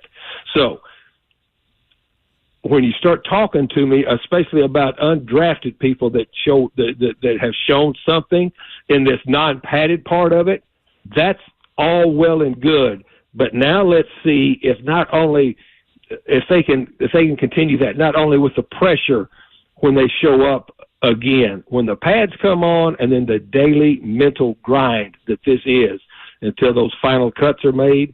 That's why I always reserve my thoughts on that until that time, because I've just seen too many guys, be all preseason, and then there's a difference. You know that better than anybody. That's the reason I laugh right there, Coach Mack. That all preseason group, I used to hate those dudes in camps. Like, we don't see this on your game tape, but that's me being petty, Coach Mack. Look past that, okay? Yeah, don't be petty, please. It's 7:30 in the morning. Do not be petty. You just said early on, this is the last time I think Will said it, that you'll be together for a while. Yeah. There's no reason. We talked about good dads. Don't be that other dude. But then, Coach Mack, we start talking about the player me.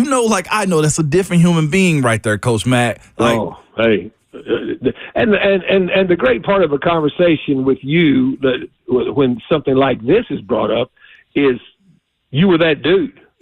And you know how hard it is to fight through that every day when it comes back for real. Yeah, no doubt about it. One guy that's fighting right now, too, Coach Mack, in that same context, another undrafted.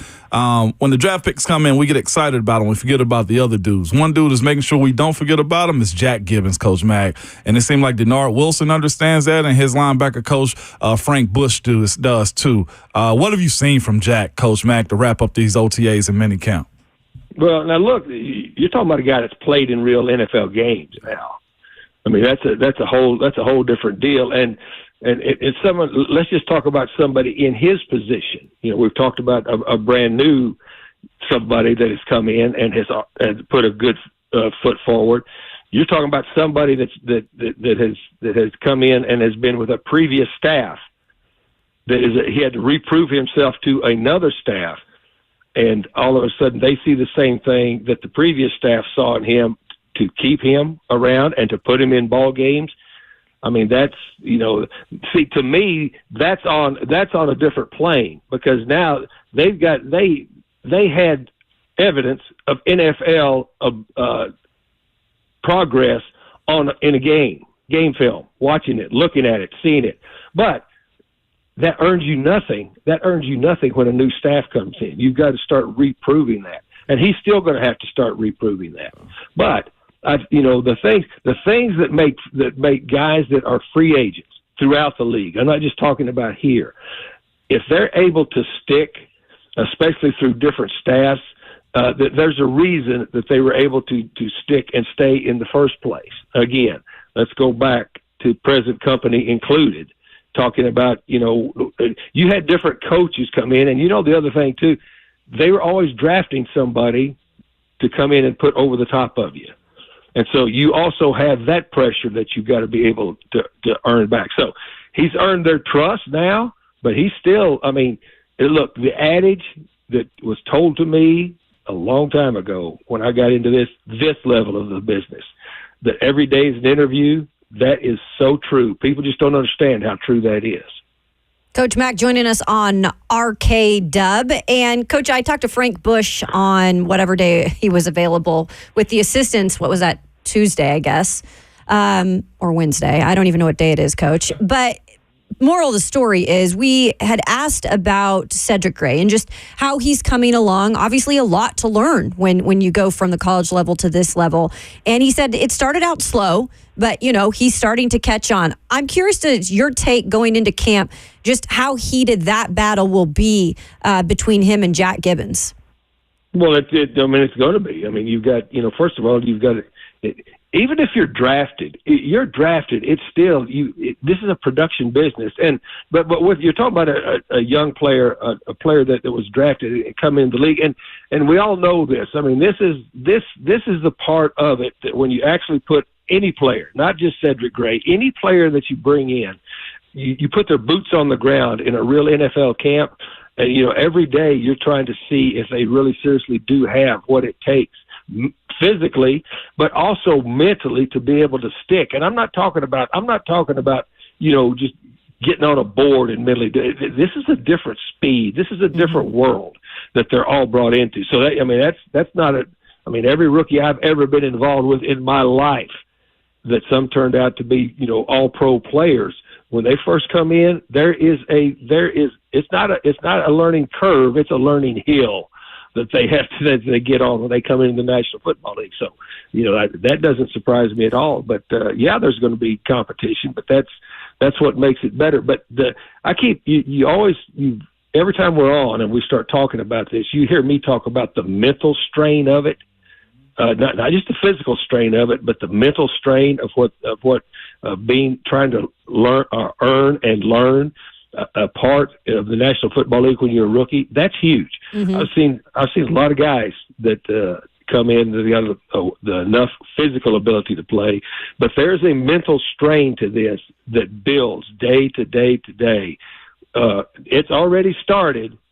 It started, but it ramps up. It's a different ramp up when they come back now, and no matter how much you try to tell first-time players in this league about that, it's like anything else that anybody that's ever had any experience that you've been with has tried to tell you, and in the back of your mind, all of us did it. You go, yeah, but well, they'll find out. He'll find out too. So we'll see. But Bush has been doing this for over 30 years, and I've sat and talked rookies with him for a long time, and he's going to be very, very patient, but he's also going to be very, very real with them. Yeah, I love that. Coach Mack, they announced that there is going to be joint practices with the Seattle Seahawks obviously when training camp starts. And I wanted to ask you what you think about, a chance then for these teams to maybe work on some kickoff situations, because I don't know if anybody really knows what is going on.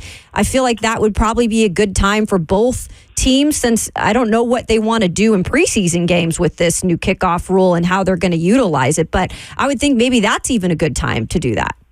Well, they'll probably start, some with the basics, but still, even when you practice against somebody, that you're still not going to go, live full speed tackling. You're taking nobody to the ground, which I think is going to be a very fascinating. I mean, I'm glad you bring this up, because to me that's going to be a fascinating part. I've watched them out there, start to tinker with some of the things that they're going to do. But you know what? This, Kayla, is something I think all of us that are going to be watching the preseason are going to look at, but we're still going to be watching experiments and developments with this, I think, throughout the season, because you're right, and tinkering is a good word for it, because they're going to go back and forth on this. They'll do some of that, they will. Yeah, I mean that's what working against another team's doing. I mean the Rams are working against three different teams this year in the preseason, 4 times, one team twice. Yeah, one team twice. And so, people are going to use those times to be able to do a lot of things that they're looking at. But that part of it, the kickoff and the kickoff return part of it, I think we'll see some of that, when the Chargers come in here. Coach Tate McGinnis joins us Thursdays at 7:20. The Seahawks. You got it. I get what you're saying. Absolutely. Right here on Ramon, Kayla, and Will. Coach Mack, thank you as always. Appreciate it.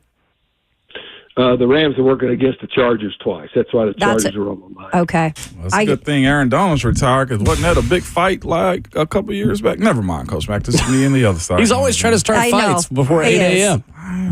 I could give you volumes of Aaron Donald working against somebody else. I was there live and in person. Right. And I took 2 steps back all the time because I knew what was coming. Smart.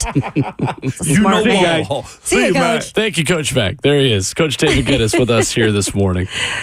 I'd take a step back if Coach Mack tried to. I'd be like, I'm not messing with Coach Mack. Nobody messes with Coach Mack. There's a path, open for Coach Mack at all times. That's the difference right there. Some of us have to kick the door open.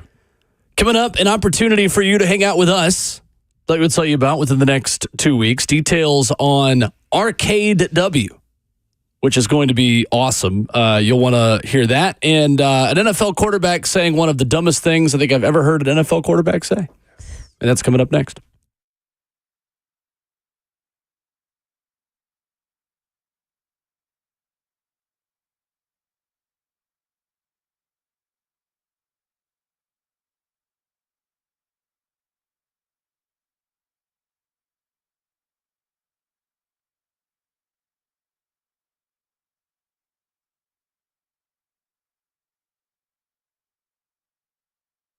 It's Ramon Foster here for Artisan Custom Closets. Y'all, summer is here, which means the kids are out and running around. You got outdoor activities, lawn care, pool parties, you name it, just sitting in your garage, right? During these months, your garage and outdoor storage space become a landing place for all things you don't want inside of your home. Dirty shoes, outdoor toys, tools, and more, okay?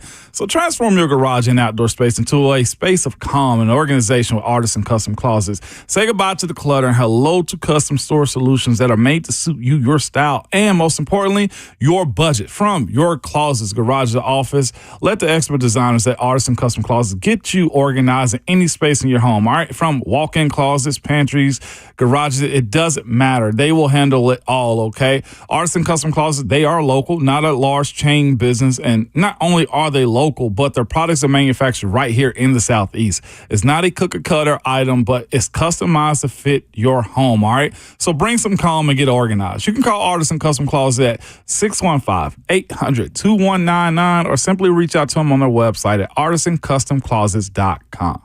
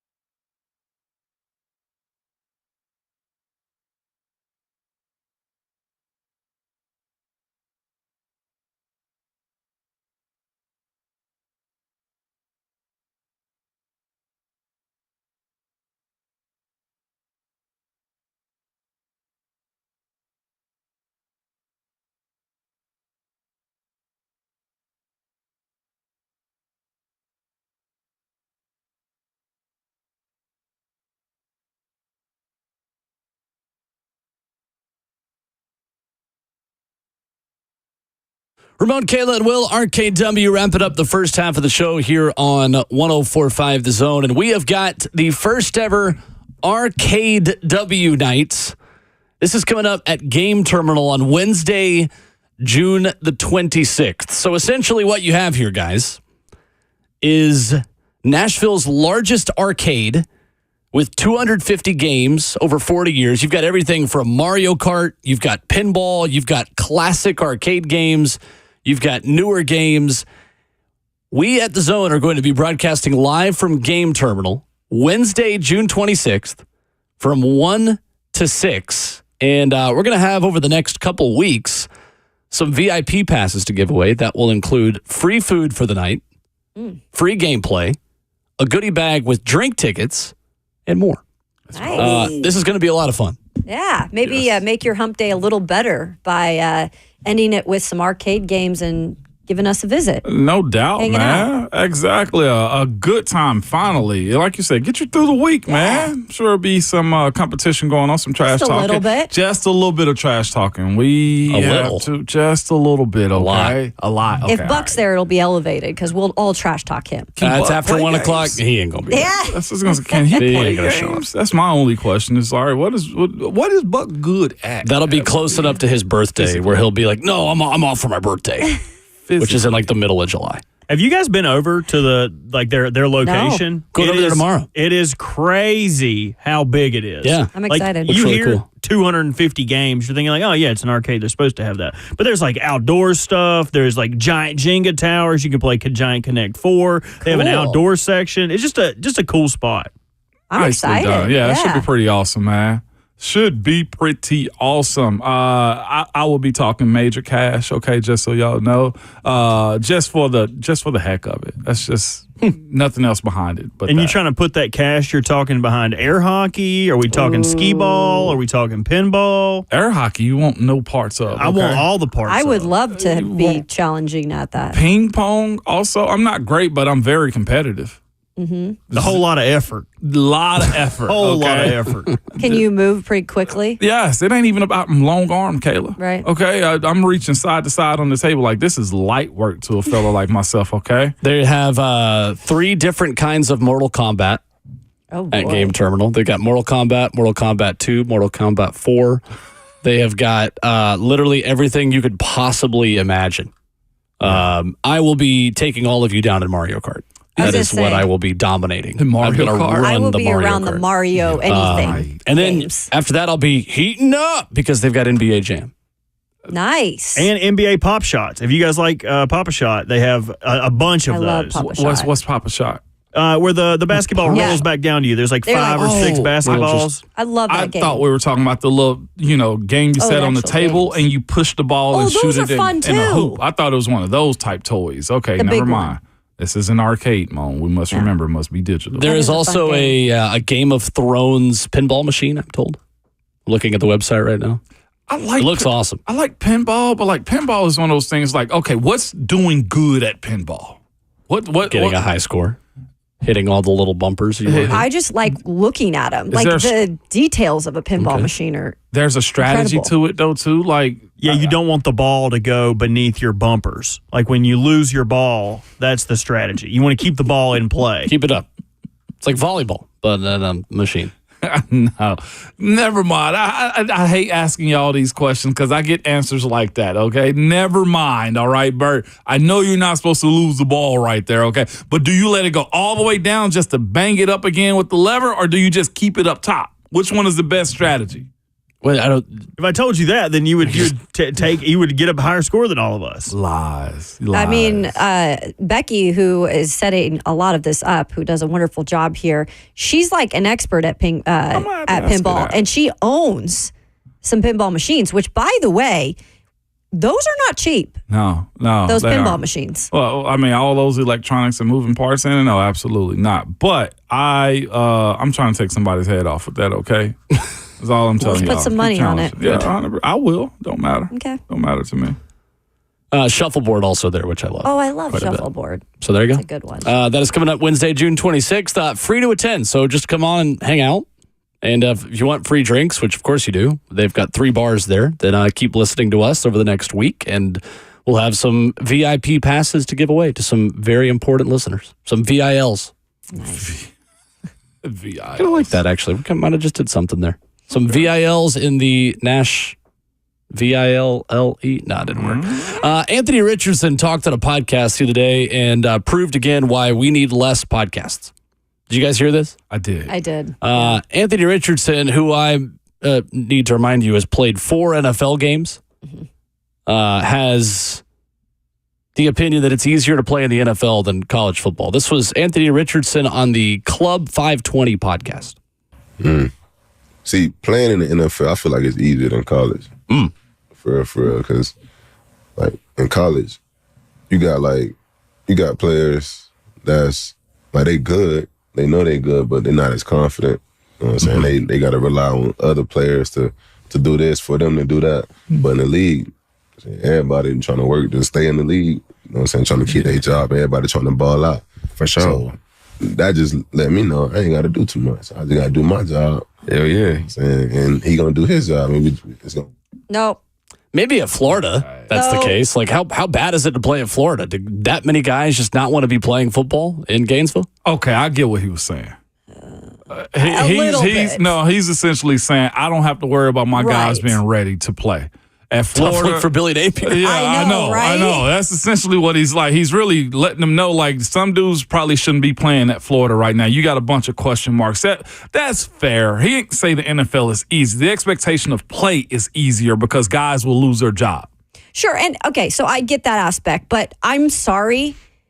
Why don't you just stay off podcasts for right now, AR, until you actually can play in games and stay healthy? Let's start with that. Because, by the way, you also weren't healthy enough to join your team for the full time during OTAs and minicamp. Yeah. So let's just back up a little bit, young child. And I don't hate AR, but he's definitely someone who has a lot more to prove than anything. And I think just jumping on here and being so nonchalant about that, I just think it's kind of an idiot look. The best part about that was the host going, Yeah. That's right. That's how you know that your buddy's Right? saying something totally outlandish, but you want him to finish his statement before you really make him mad. Continue on. By the way, he does have a great voice. AR does. That's a very deep voice. Like, he could do some voiceovers with that. Continue on. 615-737-1045. I don't know if a guy who's played in 4 NFL games is really the biggest expert on what the NFL's like yet either. That is a good If voice. he finished the full season last year, maybe he would have a legitimate opinion. Coming up, the Titans added a tackle. What it means for the rest of the guys on the roster coming up.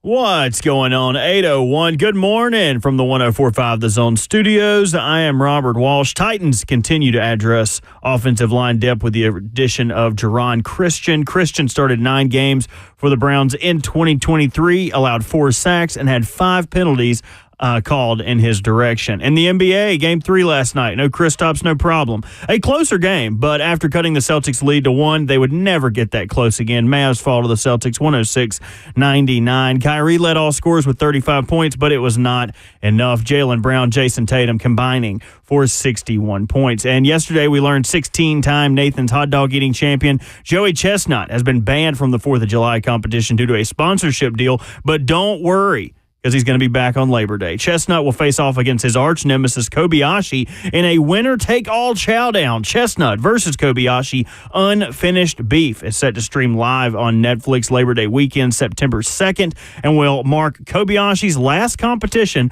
before retiring from competitive eating due to health concerns. For all your foundation repair and waterproofing needs, visit USSTN.com. Breaking news at once on your home for the Titans and the Vols. This is 104.5 The Zone.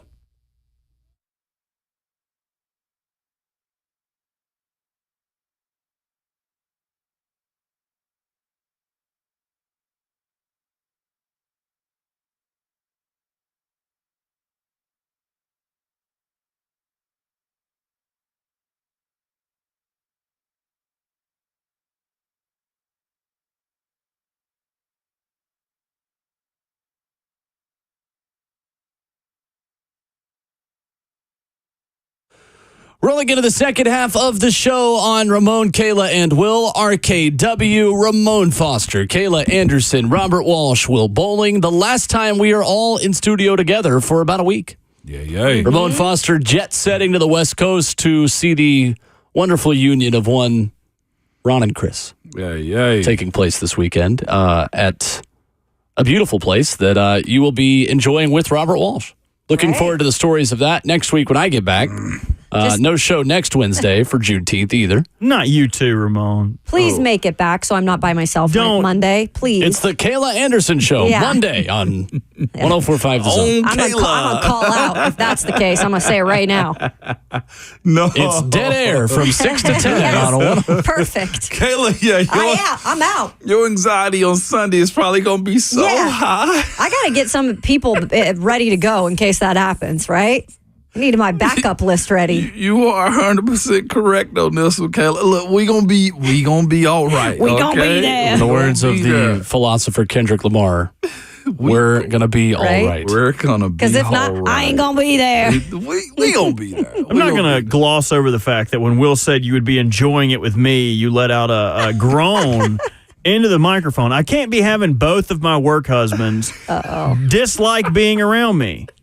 No, so my groan is to suppress the excitement of fun we're gonna have. So okay. Mine was just like, okay, be cool. Yeah. That was mine, okay, because I did it with a smile. Is Keisha going, by the way? Because I know Cheyenne is in. Baseball this weekend. Okay. So I am Ramon's +1. Oh, I'm honored. Baby. Very honored. The devil works hard and AAU baseball tournaments work harder. They work harder. Do you hear me? Hard ER on this one, man. Yes, 100%. Harder. What are you talking about? Harder. We got harder.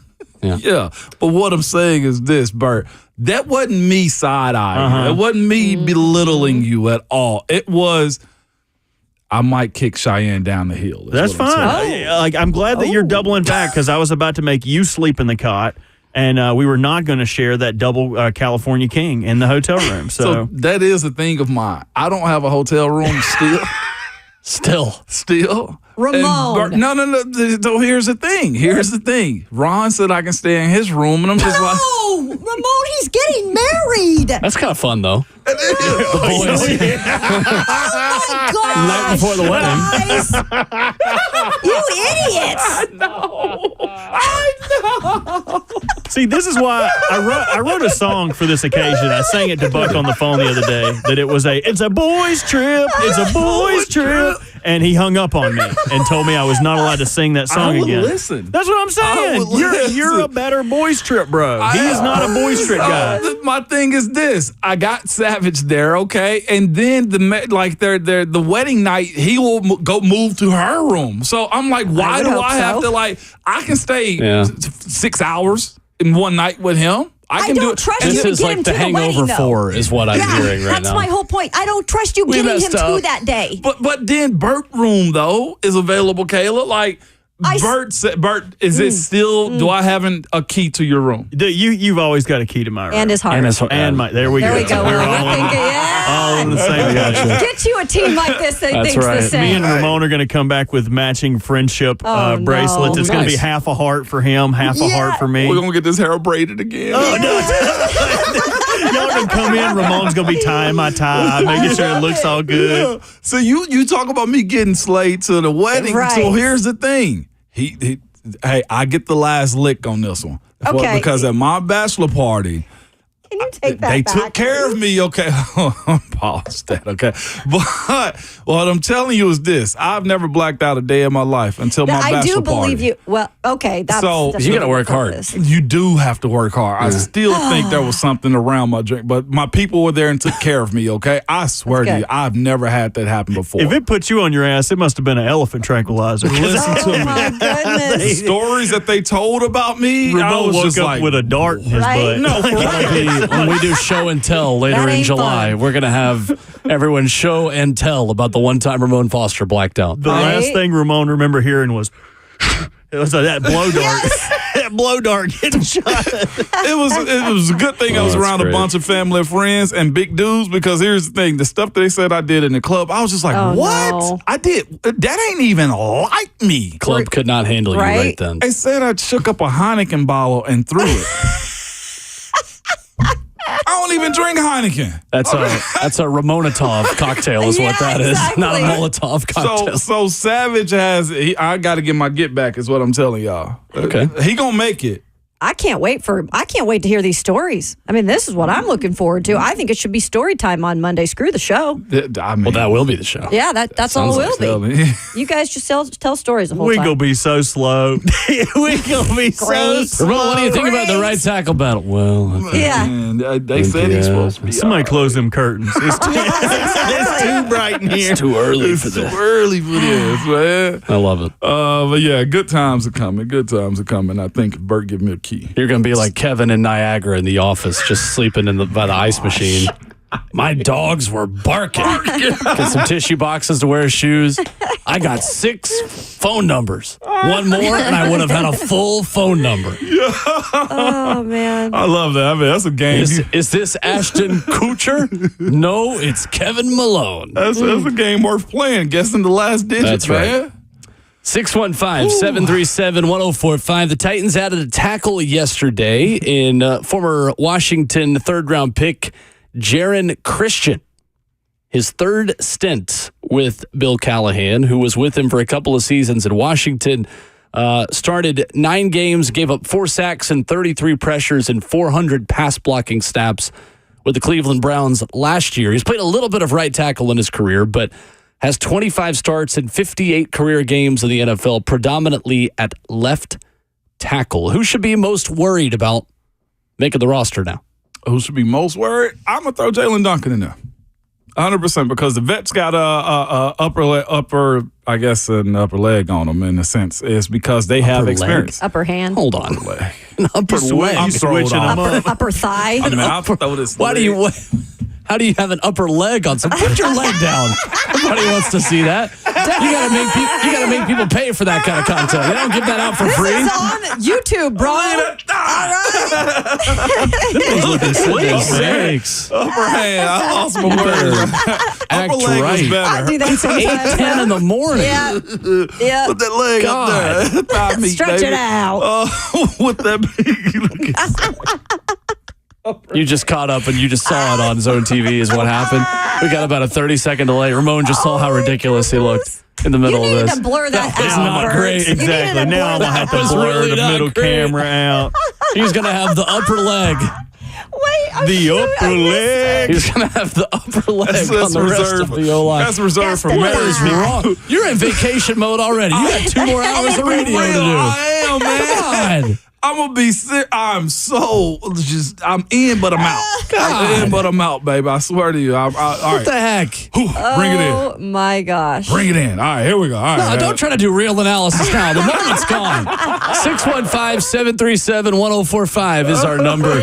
The show that always has the upper leg on everyone else around Nashville and beyond. Coming up next, we're not even going to try to just transition out of this segment.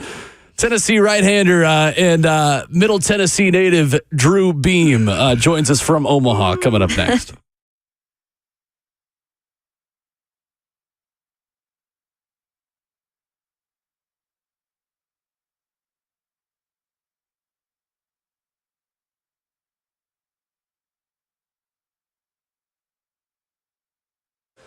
Hey, it's Will Bowling here from my friends at Lee Company. Is it time to replace your air conditioning unit? Well, if the answer is yes, then call the expert team at Lee Company today and ask about their current special financing offers. Your heating and air conditioning system not only keeps your home comfortable year-round, it can also enhance the quality of air around you and for your loved ones as well. Don't wait until your old system breaks. Have Lee Company take a look today. And right now, you can get $1,250 off the price of a new air conditioning unit. That's right, $1,250 off. Remember this phone number. You're going to need it as the weather gets warmer this summer. 615-567-1000 to call Lee Company. That's 615-567-1000. Or visit them online at leecompany.com. That's Lee Company, all you need.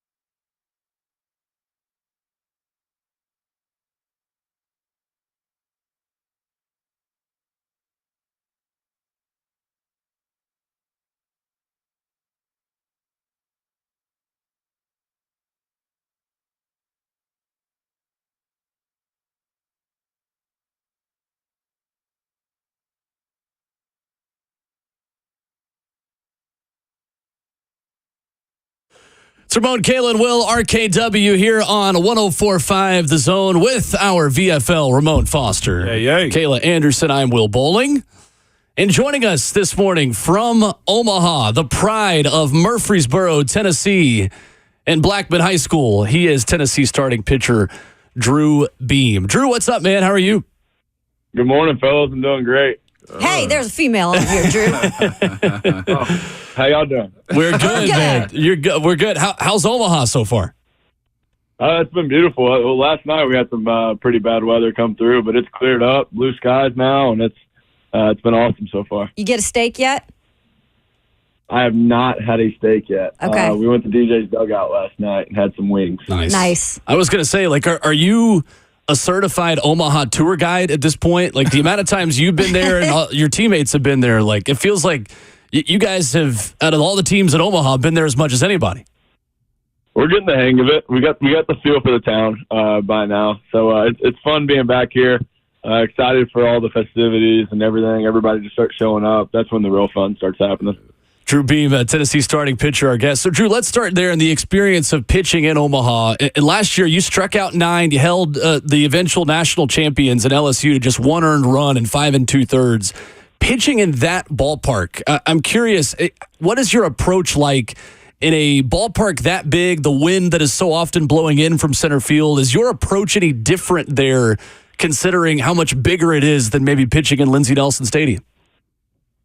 I guess the approach isn't too different, other than you do have a little more leniency. They do hitters do kind of got to get a more of a hold of the ball to get it out of that park. It is more of a big league park, which is I guess you could say pitcher friendly, and I do love that aspect of it. But I think the biggest aspect of that stadium is the amount of people you play in front of. I believe it's 27,000 fans when that place is fully packed out, and you get about half of that at some of the biggest SEC stadiums. And so it's crazy when you walk out on that mound and just look around and there's that amount of people in there. So it's an experience, and you try to not let it get bigger than it is, but it's definitely something to take in whenever it's all over with.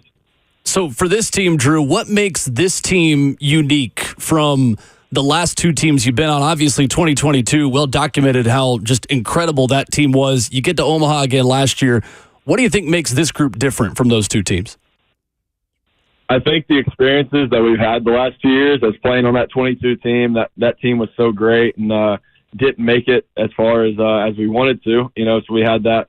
There's a group of guys that were on that team that have that, had that burning passion that we were the 1 seed. We didn't want to get knocked out of our own super regional again. And then there was a bigger group of guys who were on last year's team who we struggled early. Didn't play the way we wanted to, and then put it together at the end and made it to Omaha, got a taste of Omaha.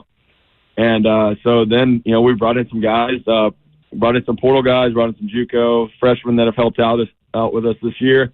And just trying to, everyone's feeding into that. All right, we've been to Omaha before now, let's take it one step further and let's go on and try to win this thing. And this team's just, I don't know, there's a different vibe. The camaraderie with this team has been great this year. Everyone's just been pulling one weight, and I think that's the biggest thing you can have on a team. Tennessee Vols pitcher Drew Beam with us this morning. Drew, as somebody that's been up in Knoxville, I always thought, man, we got it good here. This is awesome, right? Do you, as somebody that will have the option to leave, look back at UT now and say, dang, this is going to be way better than I ever had at Tennessee with what you guys have built so far? Absolutely. Tennessee will forever be my home. I grew up a Vols fan, but now I can officially say it is home to me. And, just the way the athletic department of the school is going, I think it's just going to continue to rise and continue to get better and better as the years go on. I think right as we speak right now, they're tearing down half our stadium and rebuilding it even better than it was this year when it's just improved so much since I even stepped on campus. And just what they're doing with, football and basketball and all the other sports, everything's just on the rise. Everyone's pulling weight for each other. It's not, I guess something I've always said since I got on campus is all the teams kind of support each other, unlike, anything I've ever heard at other schools. We got basketball players at baseball games. We got football players at basketball. We got all the sports, they support each other and are at each other's games. And that's just really cool to see. And I think that's a big testament to why the athletic department's going in the way it is.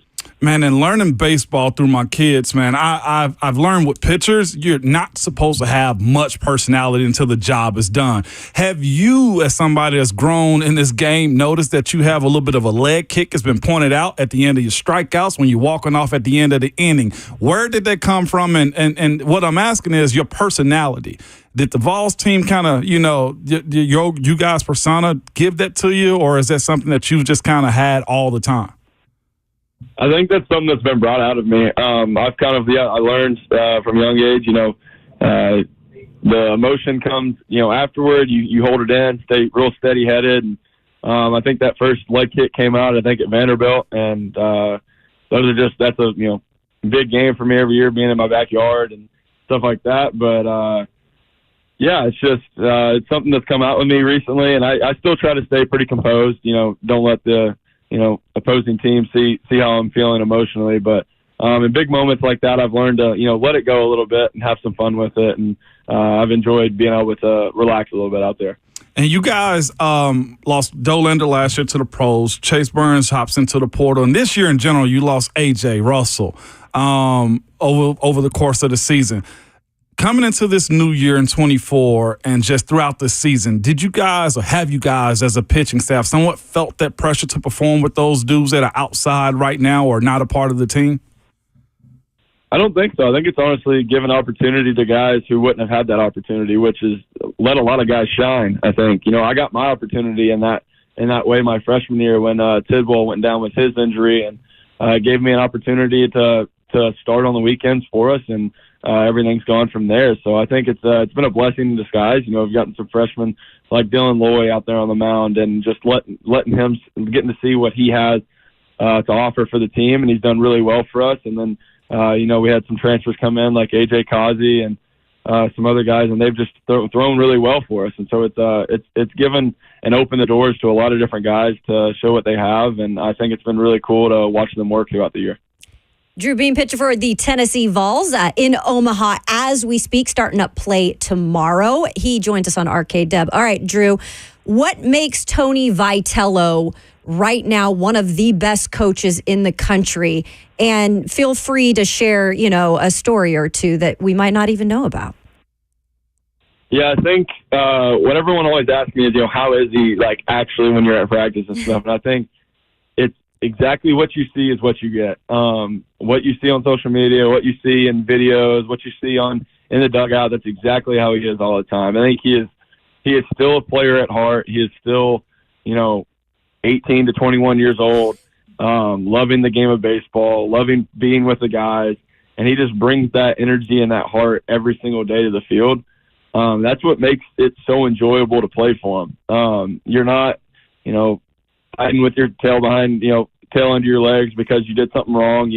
You're able to embrace that you make mistakes and fix things and get over things. And he's such a player's coach. The players love playing for him. You go out in the field every time and you give everything you got for him because he's going to give all he's got for you.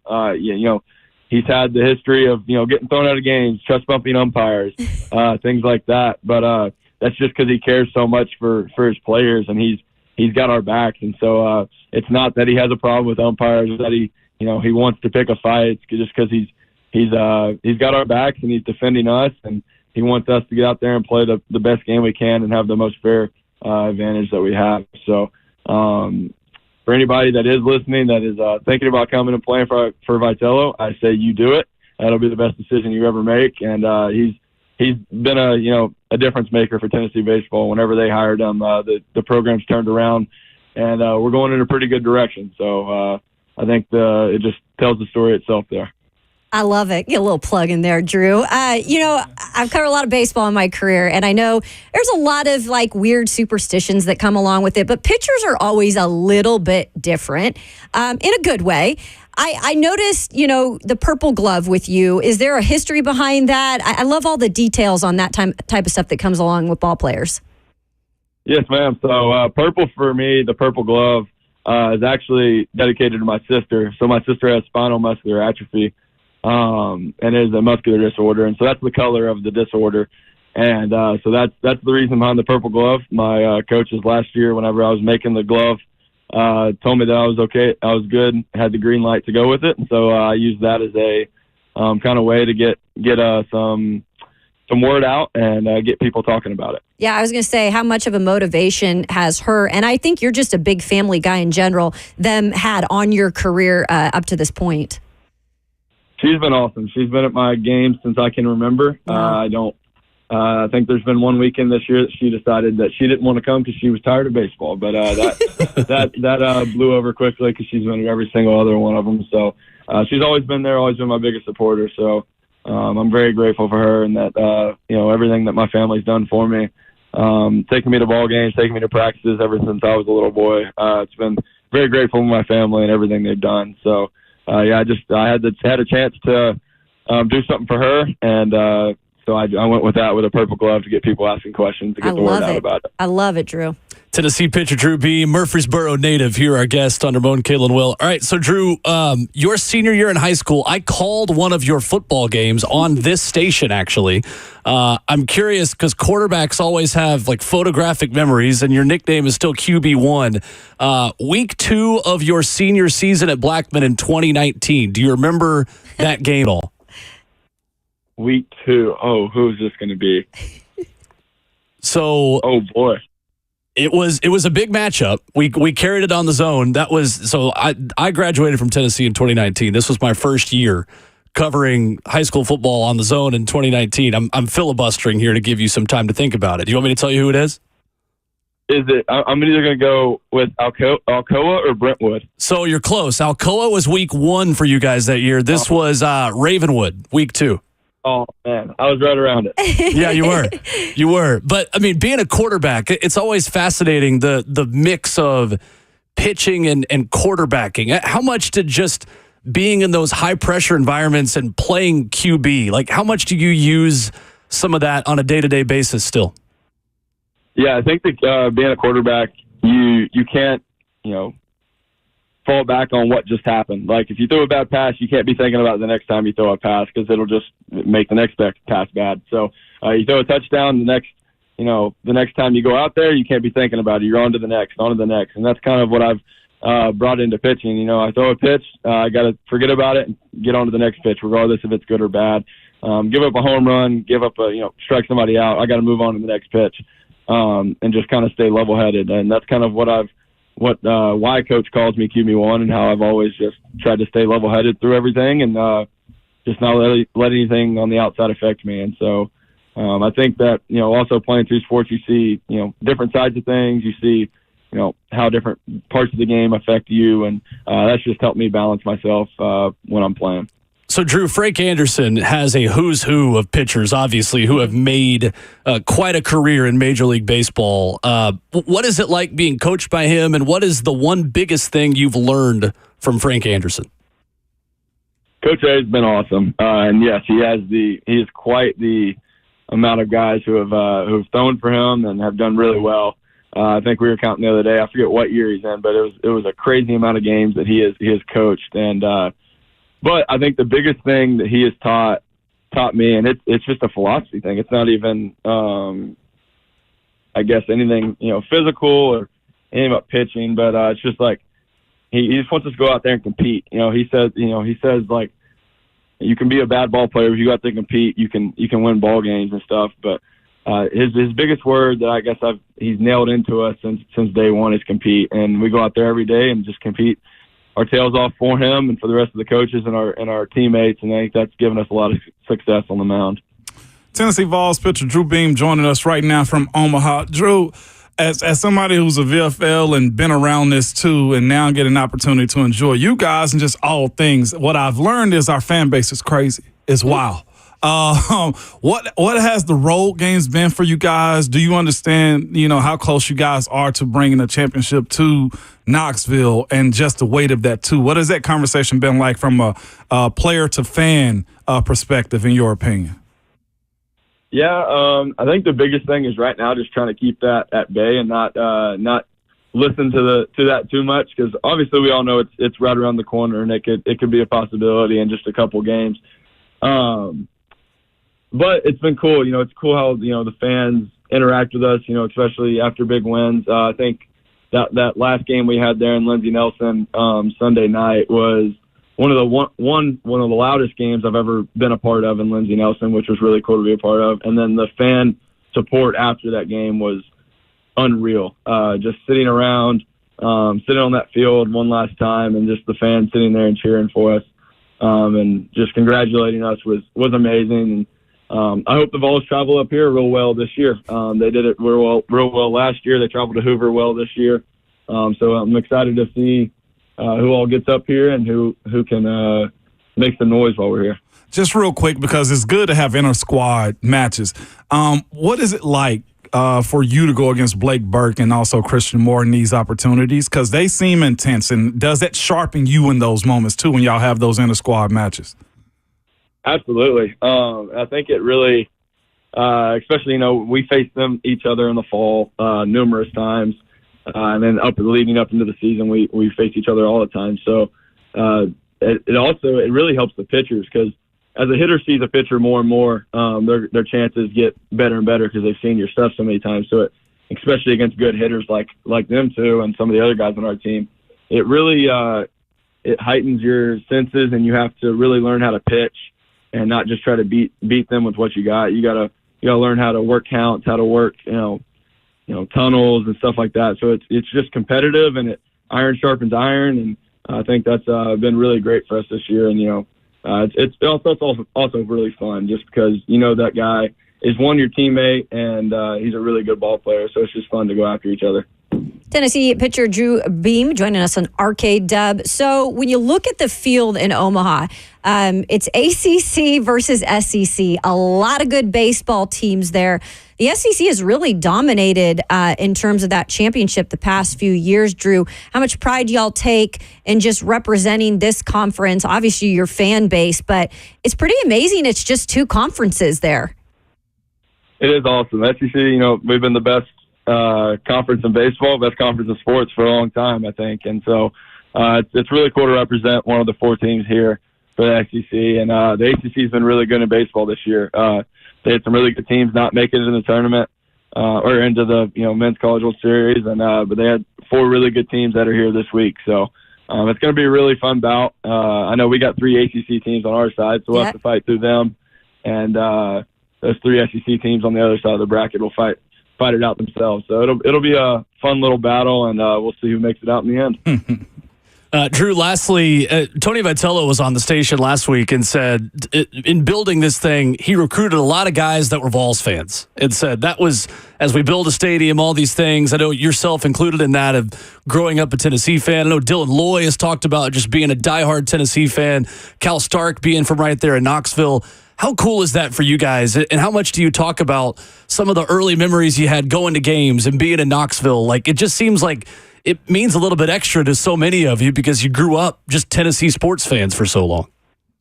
Yeah, I mean, I legit can say that I bleed orange. But as a kid, I never, Tennessee baseball wasn't something that you went to or watched or heard about. And, we went to football games, we watched basketball games, but baseball wasn't on the map the way it is. And then Coach Vitello gets hired, and now, things have blossomed into this. And it's really cool that I, watched him get hired, then I committed, and then I got here on campus, and I've just seen how Tennessee baseball has excelled over the years, and how it's growing, and what the image is for the future, and how things are going to be. And it's been really cool to watch, Tennessee sports grow, but also, especially Tennessee baseball, and how it's just changed in the last, 8-something years, and how cool it's going to be in the future. Drew Beam has been our guest, QB1 from Omaha, Tennessee pitcher and Blackman High School graduate. Drew, man, best of luck to you guys up in Omaha. I know a lot of folks here in Nashville will be rooting you on, and probably many of them in Orange making the trip up there. We really appreciate the time. Thank you, y'all. I really appreciate it. Thanks, Drew. Yes, sir. There's Drew Beam with us here this morning on Ramon, Kayla, and Will. What a superstar. Man, he is so, good at speaking. And you never know with anybody athlete wise, if they're going to be good or not. Some are short answered. Like, he was so solid. He was solid. Sounded like a quarterback. He really did, didn't he is a quarterback. Yeah, got that experience. Exactly. I was just like, baseball players have to have a different upbringing in a sense because of grades. And most of them are probably going to be great interviews. I've ran into some that aren't though. Really? Oh, personalities. Pitchers, are very hit or miss. They're hit or Are miss. they? So that's why I was like, dang, he's good. Hey, that's solid. That was good by him. Big time. Big time. Given the recruiting pitch. Right? He knows there are good baseball players in Nashville. He mentioned he said my first leg kick was that Vandy game 2 years ago against Vandy in 2022. That was like the coming out party for Drew Beam. Yeah. And I was going to ask about it, and I feel like we barely scratched the surface because he had so many good answers, but he never lost to Vandy. No. That's incredible. And you could tell being from Middle Tennessee maybe meant a little bit extra. Yeah, and I was really holding. I got so much more. I know, me too. Yeah, you could probably do an hour and a half, 2 hours. He needs to awesome. sit down and do a pod straight up. Got a future in this if he wants it. Yeah, he does. Yeah. Good stuff. Check out the podcast if you missed any of that as we transition to the hour number 3 conclusion. And the amount of money that Tom Brady's game-worn pants were auctioned for. Ramon has claimed this as an additional "You're Not That Guy." We've got that for you now.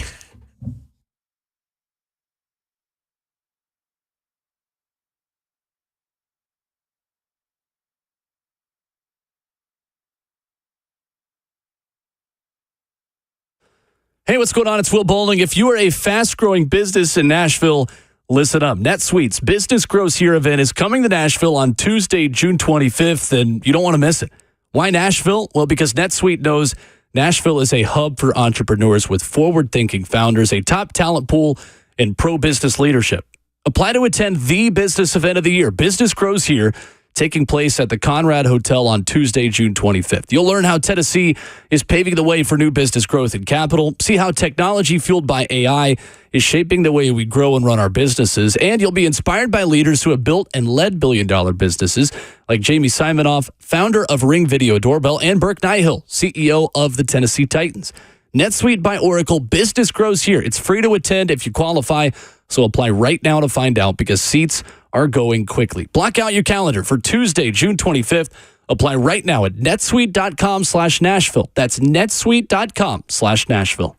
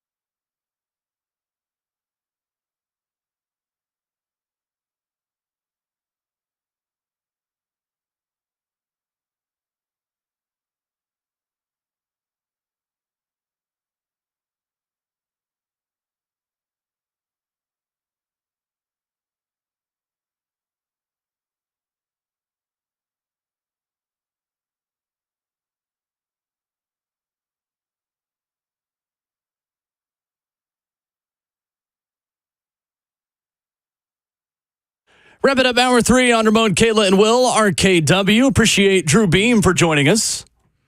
He was awesome. Really good. Just a couple of minutes ago, Tennessee pitcher.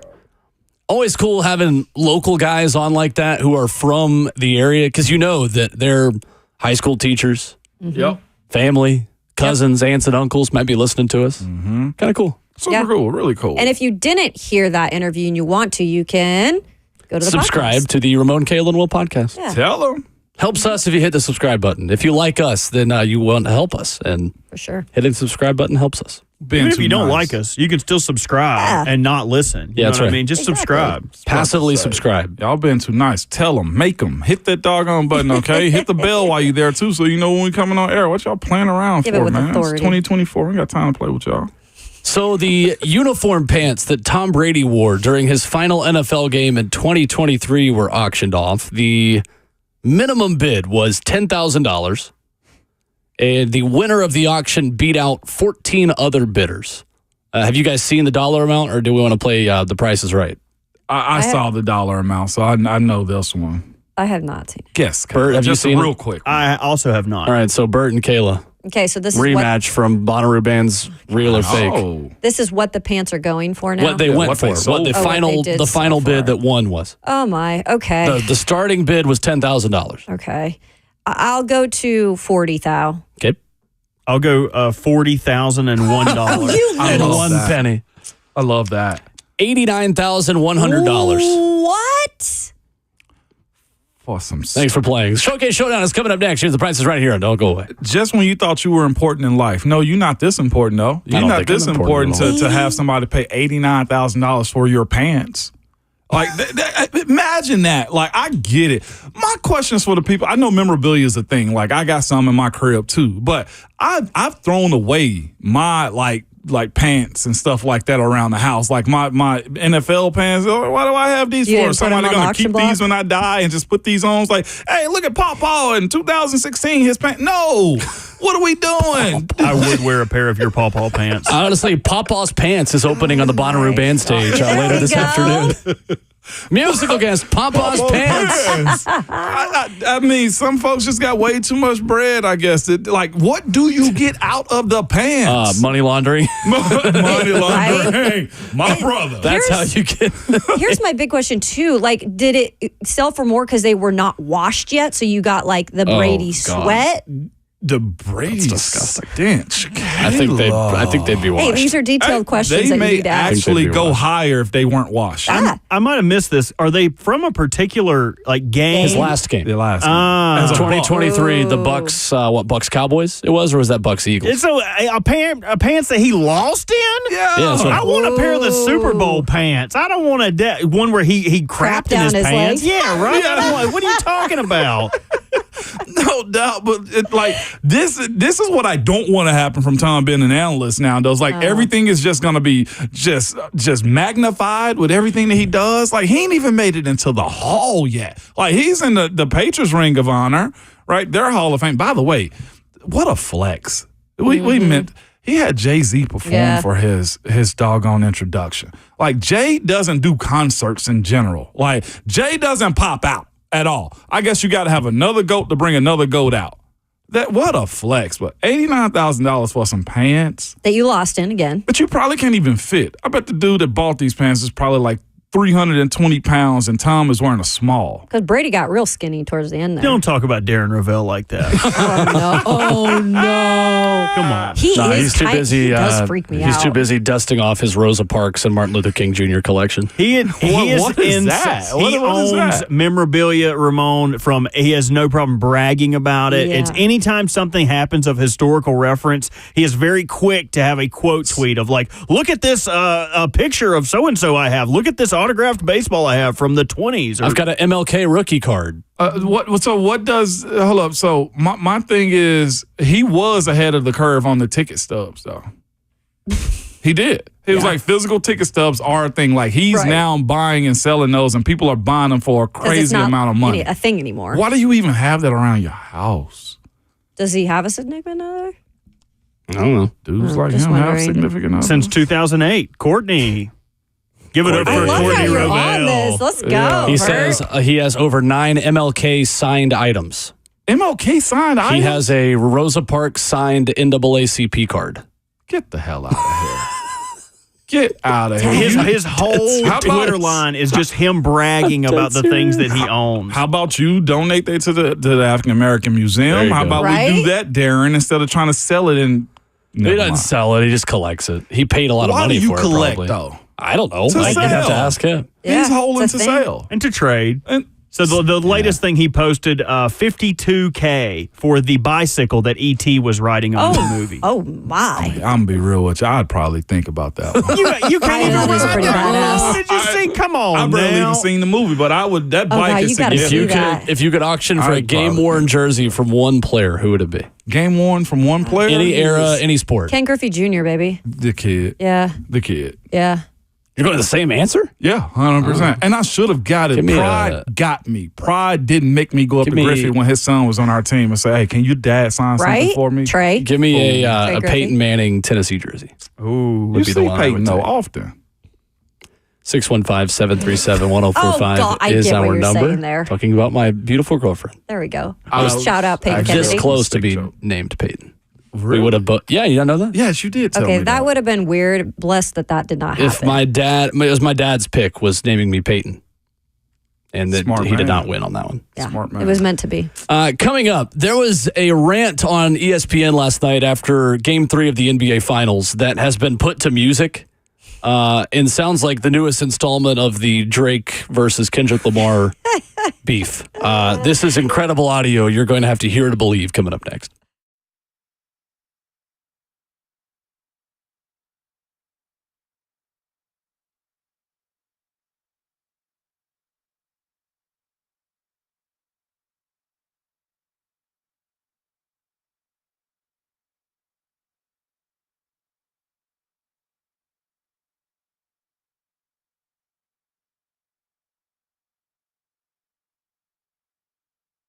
Hey, this is the time of year that you want to get out there, do what you love to do during the summertime, whatever that might be. But maybe you're not able to do any of that because you are having that nagging joint pain that just won't go away. Well, this is the best way to do it in terms of getting rid of it. And it's QC Kinetics. You don't have to suffer any longer with whether your knees, shoulders, backs, or hips are hurting you. This is a non-surgical joint pain relief that is QC Kinetics, and you can call them today for your free consultation. QC Kinetics, the nation's leader in regenerative medicine, and I'm talking about lasting joint pain relief. This isn't something that's going to be temporary, and you're not going to have to do the surgery. No drugs, no downtime needs to be included in this. QC Kinetics advanced treatments harness your own body's ability to restore and repair that damaged tissue so you can walk, run, hike, play golf, whatever you want to do this summer, pain-free. Their advanced protocols have enabled tens of thousands of patients to reclaim their mobility back, and you can be one of them today. So stop putting it off and take action now to live your best life again. Call QC Kinetics for a free consultation. It's 615-249-4024. That's 615-249-4024.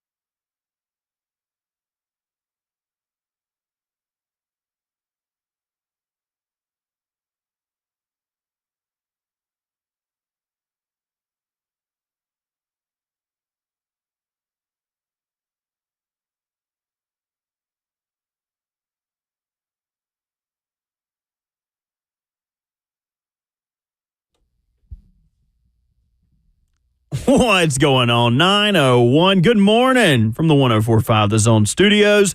I'm Robert Walsh. Titans continue to add and address offensive line depth with the addition of Jerron Christian. Christian started 9 games for the Browns in 2023, allowed 4 sacks and had 5 penalties called in his direction. In the NBA, Game 3 last night, no Kristaps, no problem. A closer game after cutting the Celtics lead to 1, but the Mavs would never get that close again. Celtics take it 106-99. Kyrie led all scorers with 35 points, but Jaylen Brown, Jason Tatum combined for 61.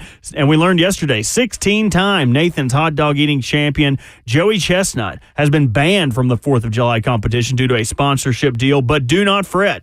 He will be back in business on Labor Day. Chestnut will face off against his arch nemesis Kobayashi in a winner-take-all chowdown. Chestnut, Kobayashi, unfinished beef. It's going to be on Netflix Labor Day weekend, September 2nd, and will mark Kobayashi's last competition before retiring from competitive eating due to health concerns. For all your foundation repair and waterproofing needs, visit USSTN.com. Breaking news at once on your home for the Titans and the Vols. This is 104.5 The Zone.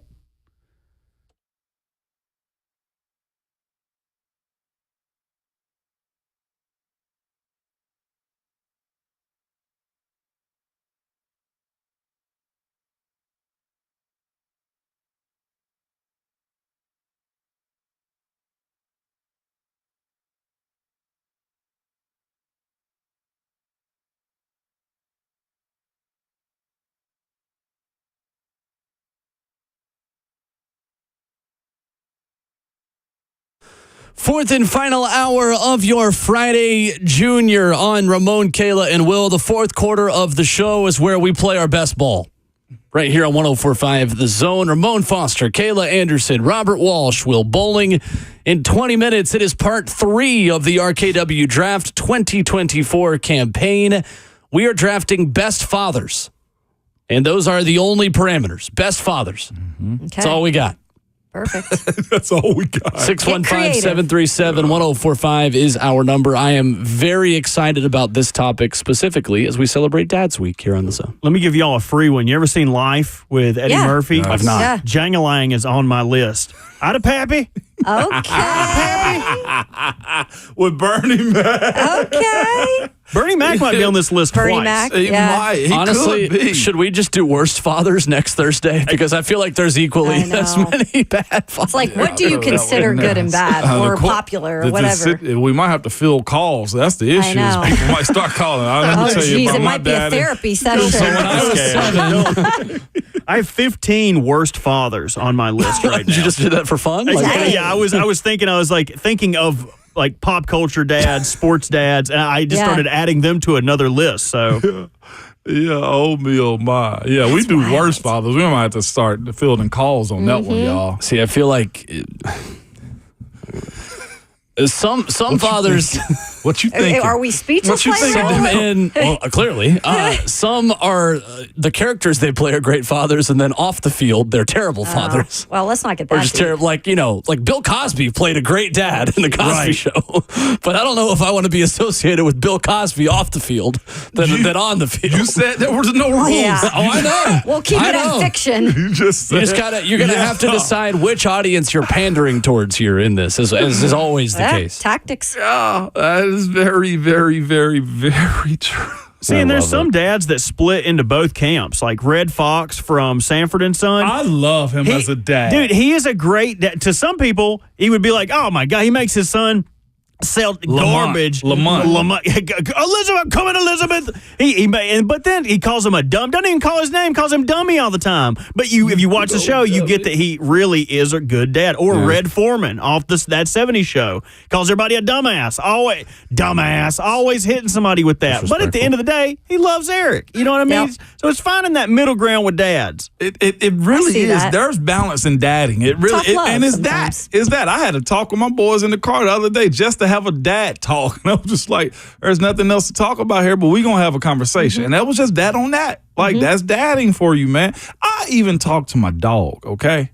I do too. Yeah. You're gonna put Zeus in his best dad. Yeah, his you know father. what? Oh, Give him some love, right? Or And he'll for give what me it's some worth, love. Zeus, not your dog, Zeus is a terrible father. Yes. In Greek mythology. In the Greek has so mythology. many That's babies, true. so Great many, point. cheated on his wife. Great point. I mean, how many There you did go. he have? I mean, how many offspring does he have out here? You know what I'm We saying? don't have the technology. There's no way of knowing. Exactly. And then at any point in time, just hit you with a lightning bolt. Like, what are we talking That's- about here? All right. Huh? So speaking of that, Brian Windhorst last night on NBA Finals coverage on ESPN. Did you guys hear the rant that he had on Luka Doncic? He ain't wrong. Sure did. So somebody has put the Brian Windhorst rant on Luka to the beat from Meet the Grams by Kendrick Lamar, which is one of his many diss tracks in the last month to Drake, if you're unfamiliar. This was live on SportsCenter with Scott Van Pelt last night with Brian Windhorst, set to the beat of Meet the Grams. This was live television. That was amazing last night.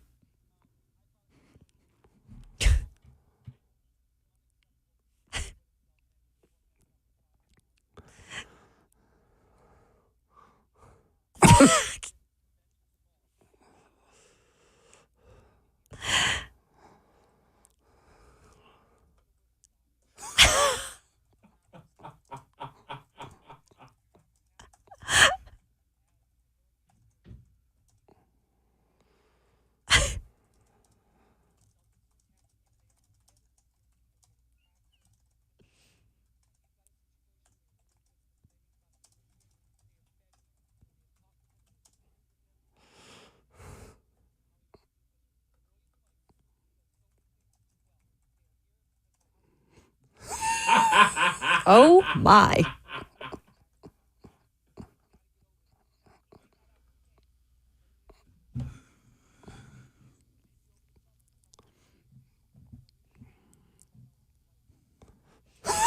What?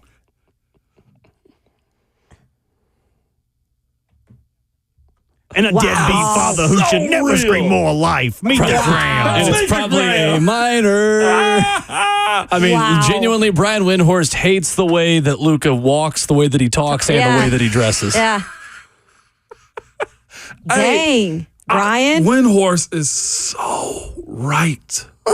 He's so right. Like that is a diss right there. That should be played over everybody's critique. If you start critiquing somebody, just play Meet the Grams, man. Right? He lit him on fire. Did y'all watch any of it last night? I Not caught that a I'm little asking bit to. of it, but I was like out of control. I'm like, He this is described ridiculous. Luka so well. Yeah, he did. Luka is tripping. He deserved that beat again, man. He legitimately deserved the Meet the Grams diss beat because he is true. You ever met somebody that's so good at something, but he's just like, you too cool. You're way too cool. Yeah, he's on the show after us, coming up at 10 o'clock. Oh, It's called the Buck Reisick Show. Luka is at that point to where you're too cool. That's what you are. You're good, but you're too cool. You think everything revolves around you. I guess. You 10 to 1 on 104.5 The Zone. You think everything revolves around you, Luka, and you're not that cool. You're that good, but you're not that cool yet. He's taking 3-pointers. That's the session he's talking about. He's taking threes and falling to the ground trying to get a foul. And he did it 2 times, and Boston scored off of each one of them. He lazily took his 6th foul in the game, and all he had to do was move his feet and just say, I'm beat. Like, that's the thing about, you mentioned it last week. I think it might have been you or RJ, one of them. Kelly, we were talking ball. Because the conversation was the same. Because I thought you said something about his conditioning. Of Luka. Lucas, yeah. Because I yes. said he was like kind of like out You of shape thought that. as a star. And it showed at the worst Right. time last night. He had a blocking foul on him that all he had to do was move his feet. And it was just like, what the hell are you thinking, Luka? Like, they deserve to get swept. I kind of want to see know. Boston win it in Boston. They deserve to get swept because of him. Yes, he is shooting the ball. He's doing everything you want him to do. This is our basketball man right here. Luka, your 27 points was worth nothing last night. I ain't gonna say it was worth nothing, but Yeah, it was. you can't They get win. in these moments and just seize up like this. And that's exactly what he's doing. He's thinking playoff ball is the same as regular season ball. He can just flop and get all the fouls. No, there was a Derek White fouled the heck out of somebody last night, and the refs didn't call it. He was trying to stop the clock. Did not call it because there's a difference in playoff ball and regular season ball. And Luka, he is too cool for school right now. That's exactly what he is. Mm-hmm. Oh my gosh! All right, that ticked me off. Yeah, you're battling ticked right there me with off. Brian. Yeah, Hates the I'm way with- that he walks and talks and the ways that he dresses. Yes. What is it? The braids, Luca? Come on. Come What on, is it, the man. braids? I love it. We just tweeted it out. I know That's- if you're yes. watching on 104.5 The Zone TV, That was pretty good. then I guess you can't go back on our live stream on the app or website, but maybe we'll play it again to end the show. We'll give you a 5-minute warning to get to the 104.5 The Zone app to hear the music because we do not want Kendrick Lamar's people coming after us and taking down our YouTube videos. I think we can use instrumental, can't we? No, we cannot. I know. It's like so there are ways specific. around it. There are tricks to avoid the algorithm, but I will tell you those off air. Who are these people? Record companies that guess have a lot more money They than want us. their credit. On the way out, Mon, you said, how many kids does Zeus have? Any guesses? Oh boy. I'll go 75. 200. Give me a hundy. 92. Nice. Okay. So I win. Price is Right rules. I guess Win. Price I is get Right. something. Yeah. Coming up next, it is the third installment of the RKW Draft Best Fathers as we celebrate Father's Week on 104.5 The Zone next.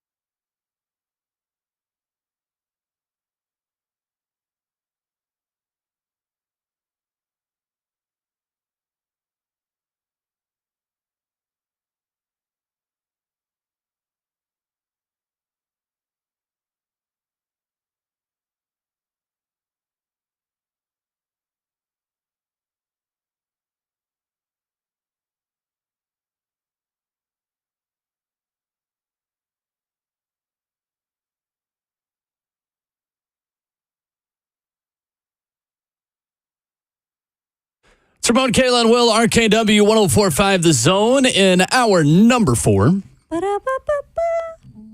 615-737-1045 in Pinehurst. U.S. Open round 1 is well underway. Tiger Woods birdied 1. Okay. Since then, he has not been quite as good. Still in the mix. Yeah.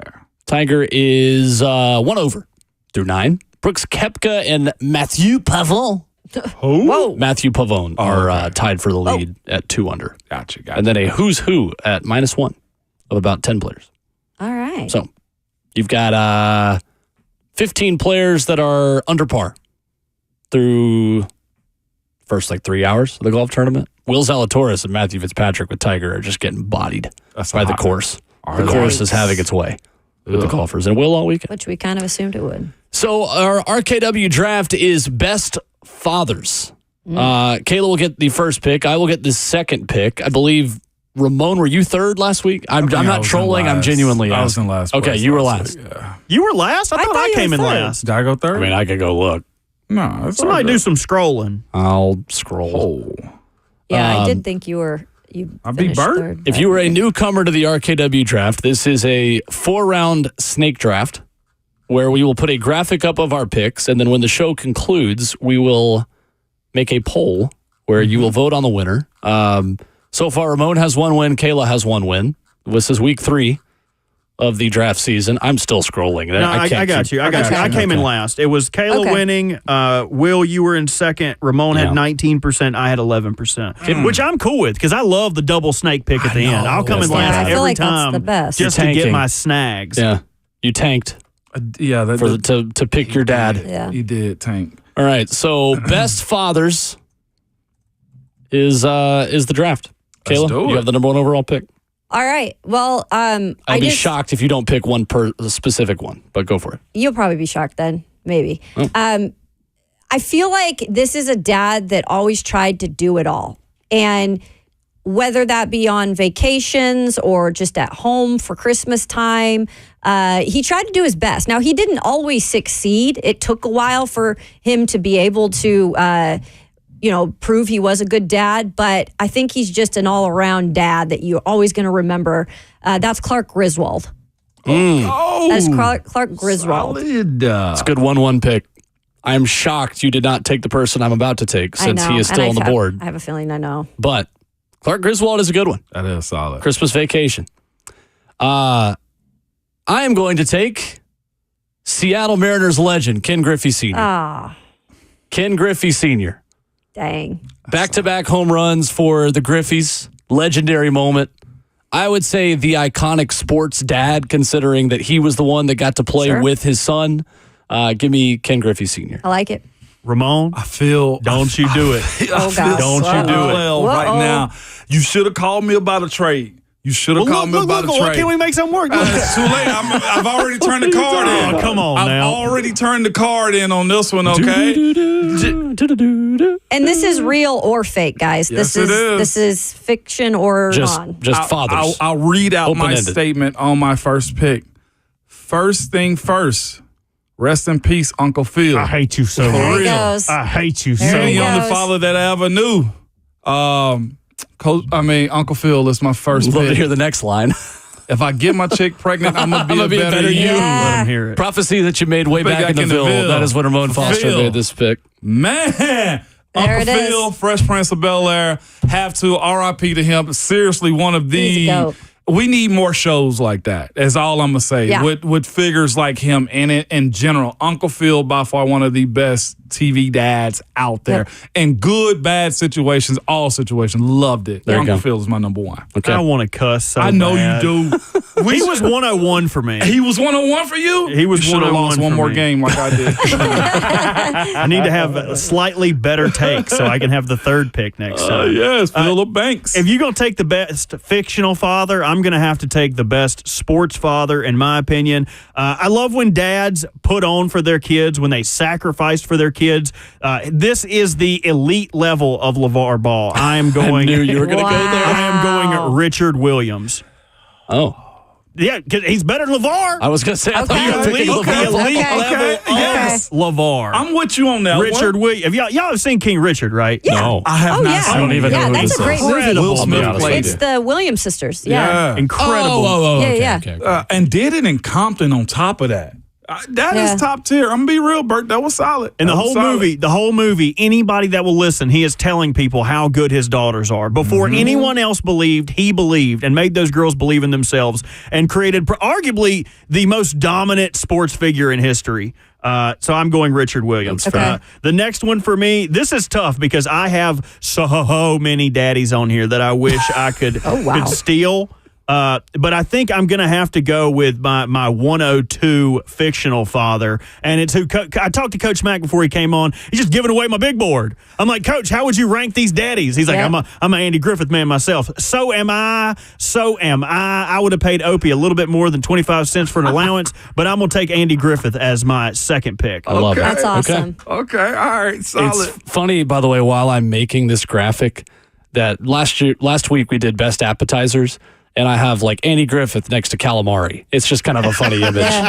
As I'm making this graphic again mid segment. Okay, sorry, go ahead. B ain't never made no calamari. You ain't got to worry about that. You, well, we're going to the land and not the sea on this one, okay? This is a fictional one, but it makes all the sense in the world. The voice does you in is the ultimate dad voice, okay? Y'all ready for this one? You got to give the movie to Mufasa from Lion. That was on my list. There you go. That was on my list. I thought you was about to say Joe Jackson. Such You know a the good voices. You know the voices. The Jackson 5. Give me Joe Jackson. He ain't far off. I mean, other than it's such a the good alleged one. abuse, I mean, he ain't far off, allegedly, okay? It's a good one. But Mufasa, the Lion King. Okay. That's my number 2. For my second pick, I'm going to stay in the world of sports, and I'm going to stay with a legend that was gone too soon in the field of battle. Dale Earnhardt. Dale Earnhardt. He's got a theme here. Will's got a theme I got going you on that one. I'm with you. I'm with you when you're right, Will. Yep. Yeah.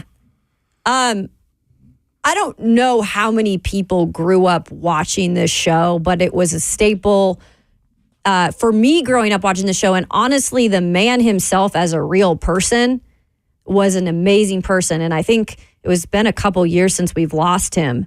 But Danny Tanner of Full House, Bob Saget. That is a dad in a sitcom or whatever it might be outside of it. Like, you can't go wrong with Bob Saget. Danny Tanner of Full House. Single dad. Stand up. Single dad killing it, too. I like it. Kayla, you double back? Yep, you got 2 in a row. Okay, so the next one I will go with, I got to go outside the movie and now the sitcom, and now I'm going to the cartoon world. And you got to get me some Homer Simpson, because Homer Simpson, how can we not say dads without mentioning Homer Simpson's name? I'm going to be real. Homer not cracking my top 20. Hey, he beat the hell out of Bart. Man, this is your list. Okay, he tough beat love. the crap out. Tough love. I was going to say, between Peter Griffin and got Homer Simpson, you've got pretty much the same character there. So I ain't complaining. You ain't wrong. You finished. You ended well, Kayla. You right. This is your top Tough 10. love. Homer with the choking out of Bart though is hey. We got images of this. He made him a millionaire too. He did. Hey, I'm telling you, I'm with you on that one.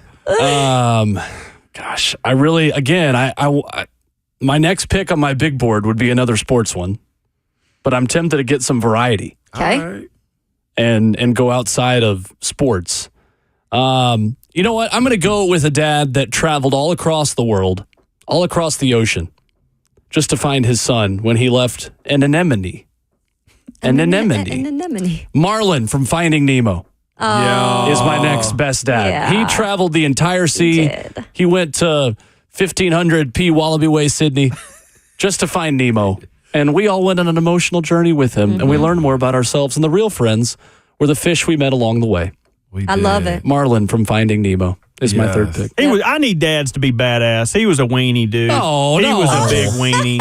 Marlin was a big weenie from the beginning. He was like, "Don't leave the anemone. Don't go." They took his kid off. Well, Wouldn't if he even let hadn't the left kid an touch his anemone, butt.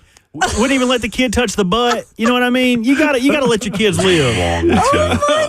What is wrong with you? This I'm on the clock right now, right? You are. Selection is in. Mine is simple. This is one of those shows I used to watch all the time growing up and love it till this day. We'll watch it, okay? Till this day. And it's Tim the Toolman Taylor. All right. Oh, heck yeah. Great neighbor, an awesome father. He was great with his hands, good in the shop. Sure. All right, taught his boys lessons, but he also gave them the freedom to just grow and mess up too. Tim Taylor is where I'm at. Tim the Toolman Taylor. He's on my list. Toolman Taylor? Yeah. TOOL man. Yeah, he had a TV show. He was Tim the Tool Man. Of Home Improvement? Never heard of this. Tim Allen. Yeah, it was a great show. Absolutely. Jonathan something was the kid. Jonathan, I got Jonathan Taylor Thompson. Taylor Thompson. Yeah. Oh, man, he was a heartthrob, man. I had him all over my walls, posters. Those magazines, I used to hate hearing the girls come, it's like Teen did you Beat. see JGT last night? Shut up and do this math over here, okay? All right, well. Okay. Robert Walsh, 2 picks. When your back is against the wall, there's nobody I respect more than a single daddy putting on for his kids. Now, the fact that nobody has taken Goofy from a Goofy movie really hurts my feelings because Max didn't have nobody. Max went from being a single child to then having an opportunity to perform on stage with one of his biggest musical inspirations. Goofy, y'all got to cry sold out for him. when they're in the car and he pulls that cigarette lighter out and starts warming up the vegetable soup on the cigarette lighter. That's some badassery right there. Oh, yuck. You got to go with Goofy. What was that again? Or like when he falls down. My favorite is, yo! Yep. I love it. Got to go Goofy from Goofy movie. Yeah, man. All right. Solid. And then your 4th pick, please, sir. Yeah, Bert.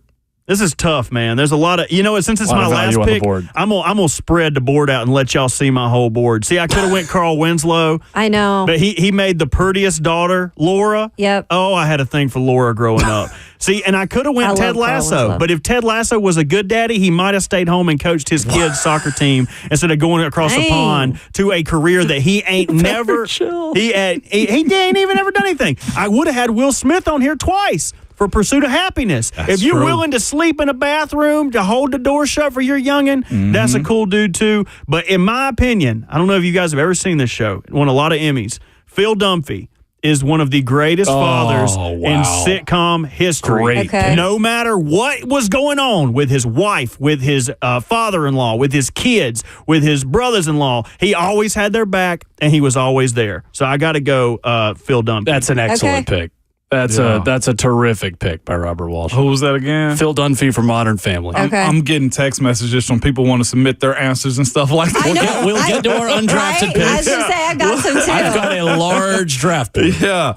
My last pick is coming up. I'm between 2 we mentioned off air. One of them was Bill Cosby. I'm not going to pick him, okay? Not Bill. The character I love and still watch the show as the show. But my last submission is one I got to swing for the fences for, okay? Because he's giving us some quotes here and there. Okay, it's been Ramon good for Foster. us. No, not that guy. Pick yourself. A terrible dad. Mine is Pops from Friday. Ooh, that's a really good one. Hey, at the end of the day, John you Pops win Williams. some, you lose some, but you live. You live to fight another day. You think you're a man with that gun in your hand, don't you? I thought you was going to come in with the best one. Y'all ain't going to want to come in that bathroom for about 30, 45 minutes. 45 minutes. R.I.P. John Witherspoon. John Witherspoon. Yeah, R.I.P. to John Witherspoon, man. Pops from Friday. Okay. So I am so glad this pick has fallen to me. This was, it's kind of like when you go into the draft and you have a draft crush in the 6th round. And you love that draft crush and you just hope and pray that no one else thinks outside of the box in this way to take this person, this player, because I am going back to the world of sports for my 4th and final pick. And I am going a little bit out of the box here. It is a father that we saw say goodbye in this last January. They had a very, very happy farewell to the people of Nashville, Tennessee, after he saw his son for one last time Yes, ladies and gentlemen, I'm talking about Derrick Henry, the father of the Jacksonville Jaguars. Wow. About Derrick Henry, the father of the team that he grew up right around in Yulee, Florida. The pride of Yulee High School. Give me Derrick Henry over the Jags. Okay. I like Father's it. Day. I like the creativity Derrick there. Henry Jags version. Yeah. Yes, I'm here for that, Will. All right, I've been working the phones, and I have signed Phillip Rivers to a UDFA contract. I'm not done yet, and you just took mine. I only got no more draft picks. That's when you work the phones. I'm like, look, if you don't get drafted, Damn. I need you over here in with the Wall City Washerizer. That was actually a UDFA for me, though, is Phillip Rivers and his 15 kids. But I'll end this one with a little bit more, going back to the sitcom, Bernie McCullough, the Bernie Mac show. Yeah, Bernie Mac. Yeah. We'll give Bernie Mac a shout. But They wasn't even his kids. They weren't. Yeah. Yeah, his sister dropped him off on the Yeah. doorstep. I don't know who Bernie Mac is. Really? No idea. Oh, Will. Oh man, that No clue. he ain't scared. Don't of you. even say nothing else, y'all. Like, I don't think we Damn. just I've heard the name before, but Will, that just left me silent. I have no idea. No clue. When was this show on? What's the show called? You were alive. The Bernie 2001 to Mac show. 2006. You ain't Okay. never seen Mr. What's I his, was what's his 4 when baseball that movie? show Mr. started. 3000? Mr. 3000? You never seen Mr. 3000? Mr. 3000? I mean, he's in all the Oceans movies, the black guy in the Oceans Bernie movie. Mac, baby. I'm Bernie looking Mac. at him. He I've was in seen him Friday. before. I am Yeah. terrible with names of actors. Like, genuinely awful. Oh, but when I'm terrible with no, let's say I'm terrible with white actors. You're terrible with black actors. No, okay? that's not. No, We got trust me, it. that's We not got true. it. It's all good. I'm really bad with It's white all actors good. as well. It's all good. I know who Bernie Mac is, but the goodness. show Right? itself, I was The Bernie Mac show. The Bernie Mac Yeah. show is what I was Bernie unfamiliar Mac with. show. It was that was a crucial point for him though, and all of comedians. Comedians couldn't get shows like that, and he thought nobody would ever give him a show, and he finally got it, and it was a hit. It still comes on to this day too. Fair It was awesome. All right, so the final teams, Kayla with the first picks took Clark Griswold, Danny Tanner from Full House, Homer Simpson, and Bernie Mac. Bert went Richard Williams, Serena and Venus's dad, Andy Griffith, Goofy, and Phil Dunphy. That's a lunch table I would sit at with those 4 people. Nightmare rotation. Ramon went Uncle Phil, Mufasa, Tim the Toolman Taylor, and Pops from Friday. Love it. I went Ken Griffey Sr., Dale Earnhardt, Marlon from Finding Nemo, and Derrick Henry to the Jacksonville Jaguars for best fathers. I'd like to Nice. announce Debate and another discuss. contract. I have secured Mrs. Doubtfire. I saw that one. absolutely. Scooby on Twitter sent Yep. that one to us. Robin Williams played Mr. Yes. Doubtfire. Yeah. Archie Manning. Can't believe nobody took Yeah. Archie Manning. For sure. Kobe Bryant as well.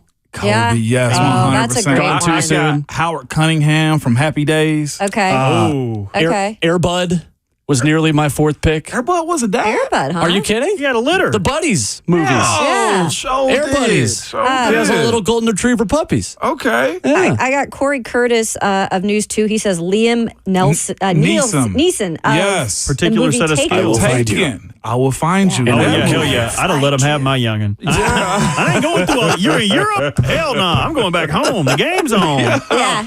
Who else is on that list? Like Bill Cosby is the character. Awesome. Felix Huxtable is his name? No, Heathcliff. Heathcliff. I'm sorry. Huxtable. Yeah, Heathcliff. absolutely. Huxtable. Heathcliff Huxtable is what we'll call him. I got Terry Crews in Everybody Hates Chris. Okay. Okay.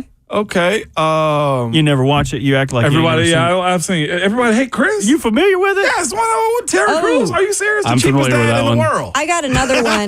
Will I know that one. I know who he is. Steven on Twitter says Ned Stark. Ned Game of Ned Thrones. Stark. A great, Ooh. great undrafted. I got a free lot of Game of Thrones people on my worst daddies list. Your worst agent. daddy. Yes, as you should. I have Eric Taylor, Friday Night have Lights. that on my list he as is well. a king. Yeah. He is a king. What about Denzel and Remember the Titans?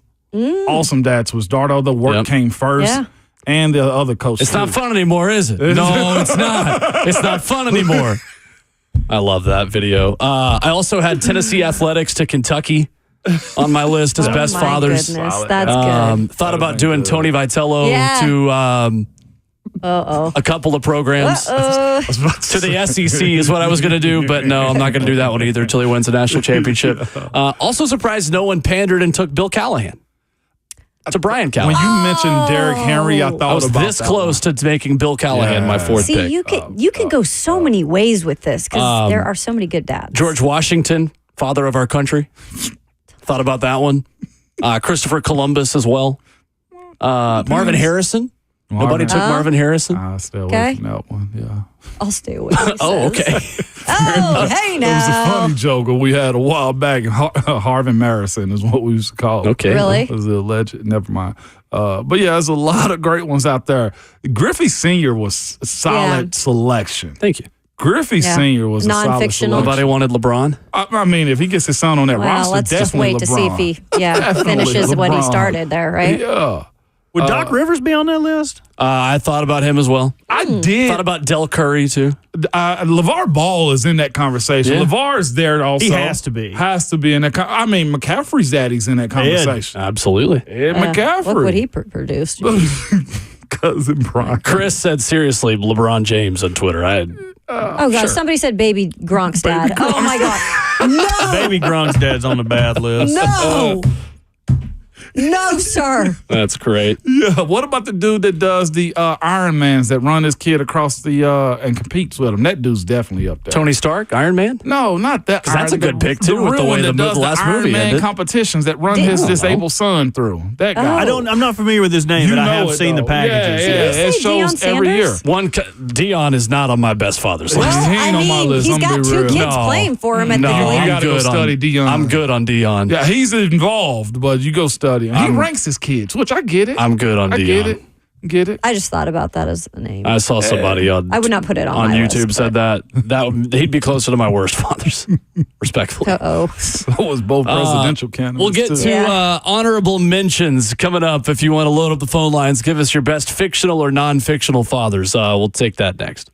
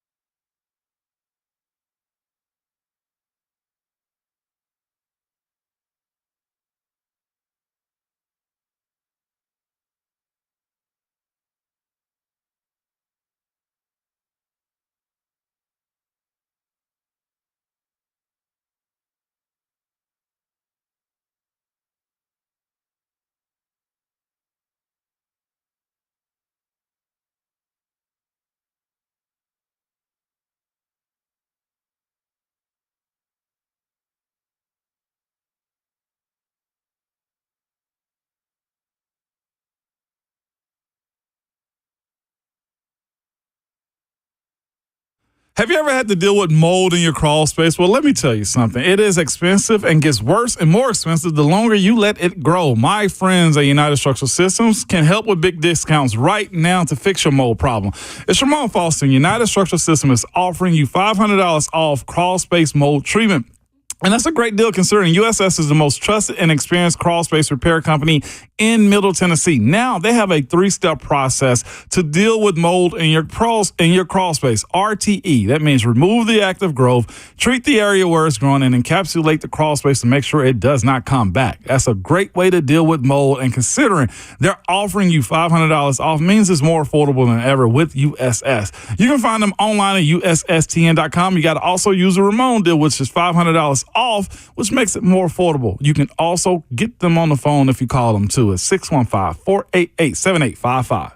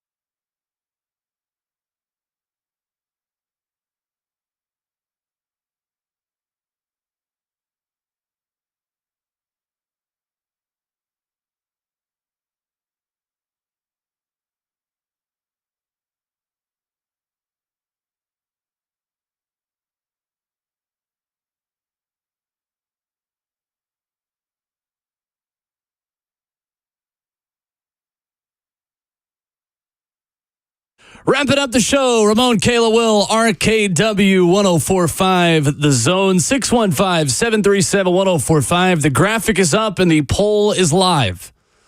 At Ramon, Kayla, Will on Twitter, who picked the best fathers in our RKW Father Draft? To the phones. Where do we miss? Paul in Franklin gets the first word. What's up, Paul? Hey, what's going on, everybody? Not much. Morning, Paul. All right. Well, look, I probably got the greatest dad sports story that you're going to get today. I'll get to it right quick. I'm going to date myself. This is in the back in the 70s. The Sounds were a farm club of the New York Yankees. And the Yankees used to come to Nashville to play the Sounds when they did that in an exhibition game.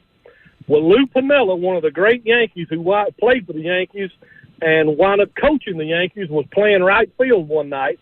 And me and my daddy, my brother, my uncles, about 15 of us went down there. And we was in the right field stands, and my daddy, who was a Red Sox fan, hated the Yankees. And he got to heckling Lou Piniella. And Lou Piniella got mad, and 2 or 3 innings come over to the right field stands and cussed my daddy out in front of 20,000 people. And I'm not talking about just the little bad cuss words, the big bad cuss words. And Daddy got to laughing. Anyway, a couple of innings later, Piniella come over to the right field fence and motioned Daddy down there, and he apologized to Daddy and got a baseball and signed his name, and Daddy gave me the baseball.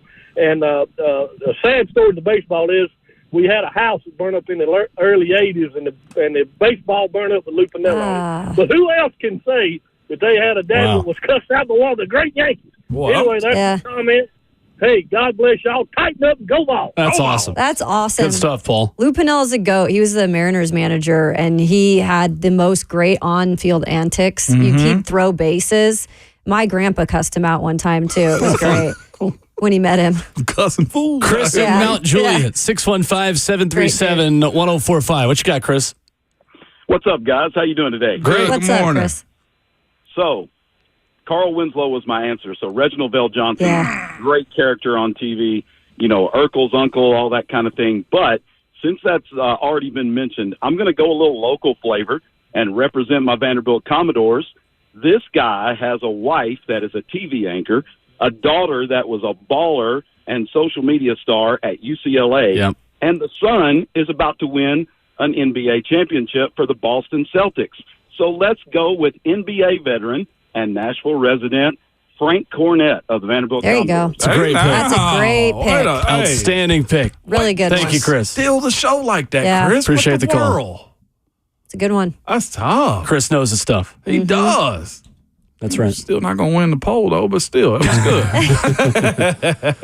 good. Jeremy Gover covers the Nashville Predators, writes it and says, let the record show I wanted to pick Ramon, but he was automatically eliminated due to including Tim Allen in any fashion. Come on, man. Dang, Gover. I mean, he got a charge back in the 70s. He all right. He better now. Titans Homer tweets in and says, my draft was capped off with the only day 3 pick in history that rivaled the Patriots getting Brady by getting Derrick Henry with the Jags as my last pick. No doubt about it. Thank you, Titans. We had somebody call in. I got a text message from one of my former teammates, too. It said, Furious Styles for Boys in the Hood. He was trying to keep Trey straight. He was trying to keep Trey straight. It was a good one. Let's go to Tina in Smyrna on Best Dads. What's up, Tina? Hey, good morning. Morning. About Michael Landon, Little House on the Prairie. Oh, yeah. Oh, my goodness. You want to talk I grew about up watching that. sacrificing. I mean, they Shame went on through. you for not knowing who Bernie Mac was. I know. I I was born a couple of years ago, Tina. You got to let me live a little She goes, bit. I'm out. Tina said, I'm out. Thank you, Tina. Yeah, that was, that is old school. Yeah. That was a good show. It is, man. Hal from Malcolm in the Middle. That one's come up. I saw Hank Hill come up a few times. Yeah. Bobby.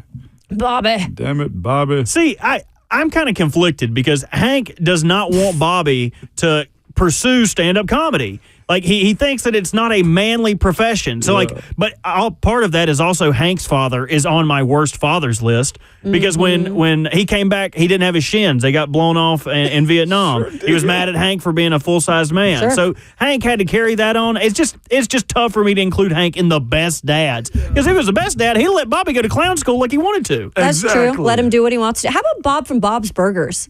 I think he's a legit dad. He is a legit dad. He used to be our producer, too. Besides the child labor laws making all those kids work in that restaurant. They actually live there, too. There's no separation between home and work for them. Must be. They might have roaches. I got too soon. Too soon. Sorry, Will. I don't want to hear about cockroaches.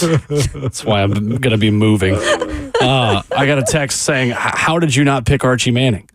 I don't know. That was my first UDFA. It was my first call after the Mr. Irrelevant was picked. It's always why don't y'all come on here and draft somebody then? How did this guy slip through? Look at the people we drafted. Another VFL text me. Gerard Parrish also said John Q. Denzel Washington. Yep, that's the other Denzel movie. That's the other Denzel. Denzel, just give me Denzel, whatever. Could have gone, he wins speaking of VFLs, and one of your teammates could have gone Anthony Munoz. Could have gone Munoz. Could have. He played with his son. Could have went Heupel. The fact that he carves out time to throw ball with his kid, Heupel could have got thrown in there. Does Coach Corbin have kids? I never asked. He has his wife Maggie had kids from previous marriage, and he's been I can say firsthand he's a great dad. Okay, yeah. He's a father that stepped up. He's a father to all those kids too that he teaches at Vanderbilt. Serious job. Yeah. I would not want Denzel from Training Day. He left that little Nino all alone. That is the show. Special thanks to Coach Mack, to Drew Beam for joining us this morning. Check out the podcast if you missed either of those. Ramon, we will see you next week. Safe travels. Enjoy the trip. Yay. Have fun. We'll you guys be careful. Go get Slay married. Hey, be careful. Celebrate Father's Day. We're back I'll see you in the room, boo. Tomorrow with Brent Hubbs and with Chris Long, who's going to join us tomorrow morning on your Friday. Ramon Foster, send us home. Y'all got to remember at all times, your Twitter fingers and your mic is always hot. You better be here Monday. No.